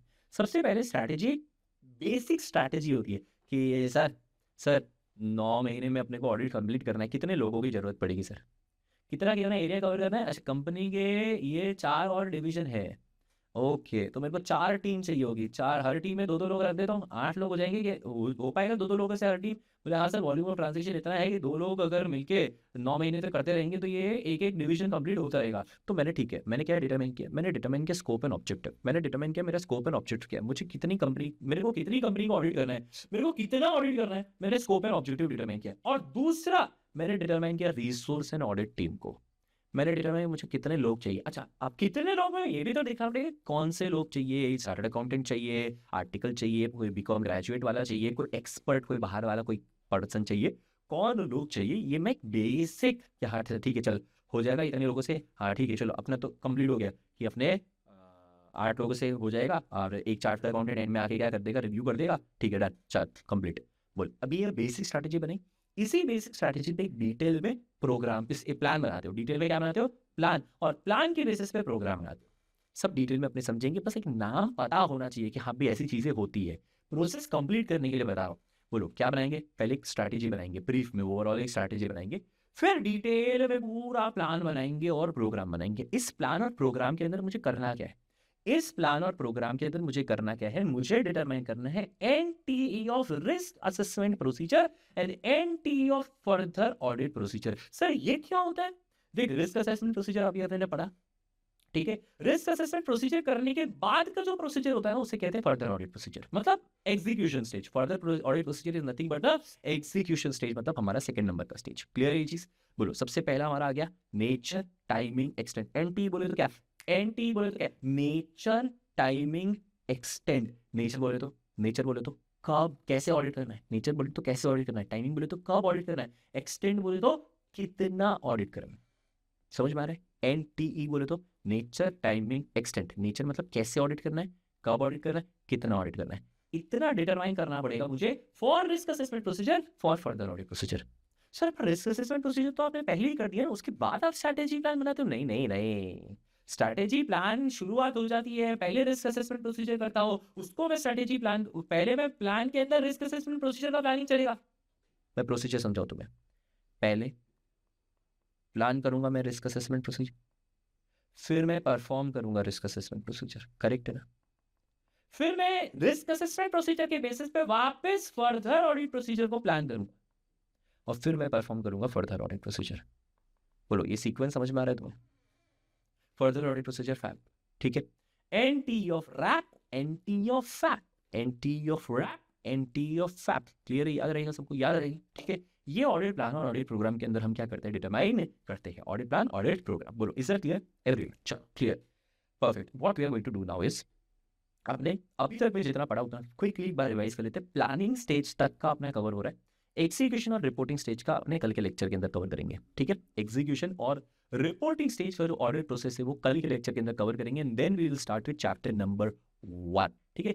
फटाफट एक बार क्विकली रिवाइज कर लो। सबसे पहले हमने कंप्लीट ऑडिट प्रोसेस के अंदर ये देखा कि सर ऑडिट इसलिए जरूरी है क्योंकि स्टेक होल्डर्स को ट्रस्ट इशू क्रिएट हो रहा था, इनको पता नहीं चल रहा था फाइनेंशियल स्टेटमेंट पे भरोसा करे या ना करे, कैसे करे। तो एक इंडिपेंडेंट पर्सन को हायर किया गया जो फाइनेंशियल स्टेटमेंट पे क्या देगा, ओपिनियन देगा। इस इंडिपेंडेंट पर्सन को बोलेंगे हम ऑडिटर। इस ऑडिटर का मेन ऑब्जेक्टिव क्या है? इस ऑडिटर का मेन ऑब्जेक्टिव क्या है? टू ऑब्टेन रीजनेबल एश्योरेंस, वापस याद करो, to obtain reasonable assurance that financial statement as a whole are free from material misstatement. Sir reasonable assurance बोले तो, रीजनेबल एश्योरेंस बोले तो हाई लेवल का एश्योरेंस, हाई लेवल का assurance but not an absolute assurance. मैं तेरे को 100% guarantee नहीं देता, मैं तेरे को हाई लेवल का एश्योरेंस दे सकता हूं, पर 100% गारंटी नहीं दे सकता that financial statement are free from material misstatement. पर मैं अगर कोई एक लाइन में तुमसे पूछे ना कि ऑडिटर का ऑब्जेक्टिव क्या है, तो बोलने का टू एक्सप्रेस एन ओपिनियन। मैं तेरे को एक लाइन में कोई पूछे ऑडिटर का ऑब्जेक्टिव क्या है, 2 ही शब्द में बता, तो बोलेगा to express an opinion. Is that clear? ठीक है, पर हम ये रीजनेबल एश्योरेंस लेते तब जाके ये ओपिनियन दे सकते हैं। ठीक है, 2 तरह के ऑडिट होते हैं, स्टैट्यूटरी ऑडिट और वॉलंटरी ऑडिट। फिर हमने कोशिश की भाई साहब की कहानी पूरी सुनी और उसके बेसिस पे हमने करेक्ट किया प्री एंगेजमेंट एक्टिविटी के थ्रू। प्री एंगेजमेंट एक्टिविटी यानी क्या? ऑडिट शुरू करने से पहले की एक्टिविटी। अब इन्होंने इसमें पहले 3 एक्टिविटी देके रखी है कि कोई भी ऑडिट को एक्सेप्ट करने से पहले तेरे को 3 काम करने चाहिए। कोई भी ऑडिट को एक्सेप्ट करने से पहले 3 काम करने चाहिए। हम इंटेग्रिटी चेक करेंगे, मैनेजमेंट और दोस्त चार्ज विद गवर्नेंस का। दूसरा, हम इंडिपेंडेंस चेक करेंगे टू इंश्योर कि यार हम इंडिपेंडेंट है कंपनी से, तो लोग हम पे रिलाई कर पाएंगे। तीसरा, हम अपनी खुद की कैपेबिलिटी, कॉम्पिटेंस और रिसोर्सेज को क्या करेंगे? चेक करेंगे। ठीक है, बोलो 3 काम ऑडिट शुरू करने से पहले। इंटेग्रिटी, इंडिपेंडेंस, कैपेबिलिटी, कॉम्पिटेंस और resources. Integrity, independence, capability, competence और रिसोर्सेज। क्लियर? फिर एक बार सर ऑडिट एक्सेप्ट हो गया ना, फिर मेरा और मैनेजमेंट का शुरू हो जाएगा। क्या? अरे एंगेजमेंट लेटर भाई। तो एंगेजमेंट लेटर बनेगा, एंगेजमेंट लेटर बनेगा तुम्हारे और मैनेजमेंट के बीच के अंदर, which is a written agreement between the auditor and the client, जिसके अंदर ऑब्जेक्टिव, स्कोप्स, रिस्पॉन्सिबिलिटी, सारी चीजें होती है। वो नहीं भी याद करो तो ठीक है, कोई दिक्कत नहीं। नाउ 3 स्टेजेस होती है ऑडिट के अंदर, planning, execution, reporting. Execution reporting हम कल के लेक्चर के अंदर करेंगे। प्लानिंग का पूरा स्टेज डिटेल में हमने आज किया। प्लानिंग के स्टेज में हमने सबसे पहले क्या देखा? सबसे पहले सर आपको कोई भी कंपनी की ऑडिट की शुरुआत करनी है, सबसे पहले आप understanding of the entity and its environment करोगे। आप पहले समझोगे कि अच्छा ये करना होता है क्या ऑडिट के अंदर? ओ इस तरह से करना होता है। अच्छा ये कंपनी है, कंपनी की ये ऑर्गेनाइजेशन स्ट्रक्चर है, हायरार्की क्या है, कंपनी का फाइनेंसेस क्या है, कंपनी ने किससे लोन लिया हुआ है, दूसरा जो गवर्नेंस में कौन है, etcetera etcetera. Understanding of the entity and its environment करेंगे। फिर हम एक रिस्क असेसमेंट प्रोसीजर करेंगे, मतलब एक ऐसा प्रोसीजर करेंगे जहां पे हम देखेंगे कहाँ रिस्क ज्यादा है, कहाँ रिस्क कम है। वापस एक बार, एक ऐसा प्रोसीजर जिसमें हम देखेंगे कहाँ रिस्क ज्यादा है, कहाँ रिस्क कम है। क्यों सर, आपको ये क्यों देखना है? जहां रिस्क ज्यादा है वह ज्यादा ध्यान देंगे, जहां रिस्क कम है वह थोड़ा कम ध्यान दे तो चलेगा, वैसे भी हमें टाइम और रिसोर्सेज की कमी है ना। जब हम रिस्क की बात कर रहे हैं तो सबसे पहला डेफिनेशन हमारा आ जाता है ऑडिट रिस्क। ऑडिट रिस्क क्या होती है? Audit risk is a risk of giving an inappropriate opinion, कि सर हमें रखा गया है ओपिनियन देने के लिए और हमने ओपिनियन ही गलत दिया, हमने ओपिनियन गलत दिया। अब यह ओपिनियन गलत, सुनना ध्यान से, अब यह ओपिनियन गलत कैसे होता है? फाइनेंशियल स्टेटमेंट में मटेरियल मिसस्टेटमेंट होता है। क्या फाइनेंशियल स्टेटमेंट में क्या होता है? मटेरियल मिसस्टेटमेंट, पर हम उस मिसस्टेटमेंट को ढूंढ नहीं पाए। फाइनेंशियल स्टेटमेंट मटेरियल मिसस्टेटमेंट को कहते हैं रिस्क ऑफ मटेरियल मिसस्टेटमेंट, हम ढूंढ नहीं पाए, उसे कहते हैं डिटेक्शन रिस्क। ठीक है ना। Risk of material misstatement 2 level पे पाए जाएंगे, फाइनेंशियल स्टेटमेंट लेवल और assertion level. Financial statement level का रिस्क वो होता है यानी जो पूरे फाइनेंशियल स्टेटमेंट को क्या करता हो, अफेक्ट करता हो। Risk that affects the entire financial statement और major part of financial statement is known as financial statement level का रिस्क। और दूसरा असर्शन लेवल का रिस्क बोले तो क्या सर? ऐसा risk of material misstatement that affects the individual items of financial statement is known as assertion level का रिस्क। क्या individual items of financial statement को अफेक्ट करे तो असर्शन लेवल का रिस्क होता है। जो individual items of financial statement को 3 टेक्निकल नाम हमने दिए थे, class of transaction, account balance और डिस्क्लोजर। क्लास ऑफ ट्रांजैक्शन मतलब पीएनएल के आइटम्स हो गए, अकाउंट बैलेंस मतलब बैलेंस शीट के आइटम्स हो गए, डिस्क्लोजर बोले तो नोट्स टू अकाउंट्स के आइटम्स हो चुकी है ना। असर्शन लेवल पे यानी इंडिविजुअल आइटम्स में गड़बड़ क्यों होती है? पहला, उनके नेचर की वजह से, दूसरा, उन पे कंट्रोल लगाया पर वो control were unable to prevent detect correct material misstatement. Correct कर पा रहे हो? करेक्ट कर पा रहे हो? असर्शन लेवल पे इंडिविजुअल आइटम्स में गड़बड़ क्यों होती है? पहला, उनके नेचर ऐसा है कि उसके अंदर गड़बड़ होने के चांसेस ज्यादा ही है, और दूसरा, ऐसा नहीं कि हमने उसके ऊपर कंट्रोल नहीं लगाया, हमने कंट्रोल लगाया पर control were unable to prevent detect correct material misstatement. बोलो inherent risk is the risk that arises due to the nature of items of financial statement. किसी में रिस्क, किसी का नेचर ऐसा होता है उसमें गड़बड़ होने के चांसेस ज्यादा ही होते हैं, और किसी का नेचर ऐसा होता है कि उसमें गड़बड़ इतनी नहीं होती। सर आज जैसे फॉर एग्जांपल आप मैं इक्विटी शेयर कैपिटल की बात करूं तो गड़बड़ नहीं होती इतनी। इसी में मैं कैश की, परचेज की या इन्वेंट्री की बात करूं तो डेफिनेटली बहुत ज्यादा गड़बड़ होती है इन आइटम्स के अंदर। ठीक है, अच्छा कंट्रोल रिस्क क्या होता है? कंट्रोल रिस्क मतलब आपने एक इंटरनल कंट्रोल सिस्टम लगाया। देखो इंटरनल कंट्रोल सिस्टम का मेन काम होता है to prevent detect correct material misstatement, पर उसने वही काम नहीं किया, it were unable to prevent detect correct material misstatement, इसे कहते हैं कंट्रोल रिस्क। ठीक है ना। इसके बाद हमने देखा कि सर ऑडिट करने के दौरान आपको ओपिनियन देना है कि financial statement free from material misstatement, but उसमें आपको ये भी देखना पड़ेगा कि इंटरनल कंट्रोल सिस्टम ढंग से काम कर रही है या नहीं। क्यों देख रहे हो? ताकि हम डिसाइड कर सके कि क्या मैं इंटरनल कंट्रोल सिस्टम पे रिलाई कर सकता हूँ या नहीं कर सकता। अगर मुझे लगता है कि इंटरनल कंट्रोल सिस्टम स्ट्रॉन्ग है, मतलब मैं उस पर रिलाई कर सकता हूँ, तो मेरा ऑडिट का काम क्या हो जाएगा, थोड़ा कम हो जाएगा। ये मुझे प्लानिंग स्टेज पे डिटरमाइन करना है कि मैं ऑडिट का काम ज़्यादा करूँ या कम करूँ। अगर मेरे को लगता है कि नहीं यार, इंटरनल कंट्रोल सिस्टम में मेरे को बिल्कुल भरोसा नहीं हो रहा है, वीक, एकदम वीक इंटरनल कंट्रोल सिस्टम में, तो मेरा ऑडिट का काम क्या हो जाएगा, बढ़ जाएगा। एंड लास्ट में आपने क्या करेंगे, we will prepare the audit strategy, audit plan और ऑडिट प्रोग्राम। एक ब्रीफ में छोटा सा एक ऑडिट स्ट्रैटेजी बनाएंगे जिसमें हम स्कोप, ऑब्जेक्टिव और रिसोर्सेज डिटरमाइन करेंगे कि भाई ये काम है हमारा और इस तरह से अपने को करना है। और फिर ऑडिट प्लान और ऑडिट प्रोग्राम बनाएंगे। ऑडिट प्लान जो है और ऑडिट प्रोग्राम के अंदर बेसिकली हम डिटरमाइन करते हैं NTE of RAP, NTE of fact. NTE बोले तो नेचर, टाइमिंग, एक्सटेंट, मतलब कब ऑडिट करना है, कैसे ऑडिट करना है, कितना ऑडिट करना है। रिस्क असेसमेंट प्रोसीजर का पहले पूरा डिसाइड करेंगे, रिस्क असेसमेंट प्रोसीजर परफॉर्म करेंगे, फिर फर्दर ऑडिट प्रोसीजर को उसके बेसिस पर डिसाइड करेंगे, प्लान करेंगे और फिर फर्दर ऑडिट प्रोसीजर परफॉर्म करेंगे। Is that clear? आज हमारा एक छोटा सा ही लेक्चर था, हमने ज़्यादा पूरा कंप्लीट लेक्चर नहीं लिया, पर अब एग्जीक्यूशन स्टेज और रिपोर्टिंग स्टेज जो है वो हम कल के लेक्चर के अंदर देखेंगे, टुमारो सेम टाइम। ठीक है, चलो guys, thank you very much. कोई भी डाउट हो बिंदास मेरे को मैसेज करने का, ठीक है। 9426464649 नंबर दिख रहा है रे, नंबर पे बिंदास डाउट पूछ, पर जितना मैंने आज पढ़ा है ना उतना याद करके, ठीक है। चलो, thank you very much guys.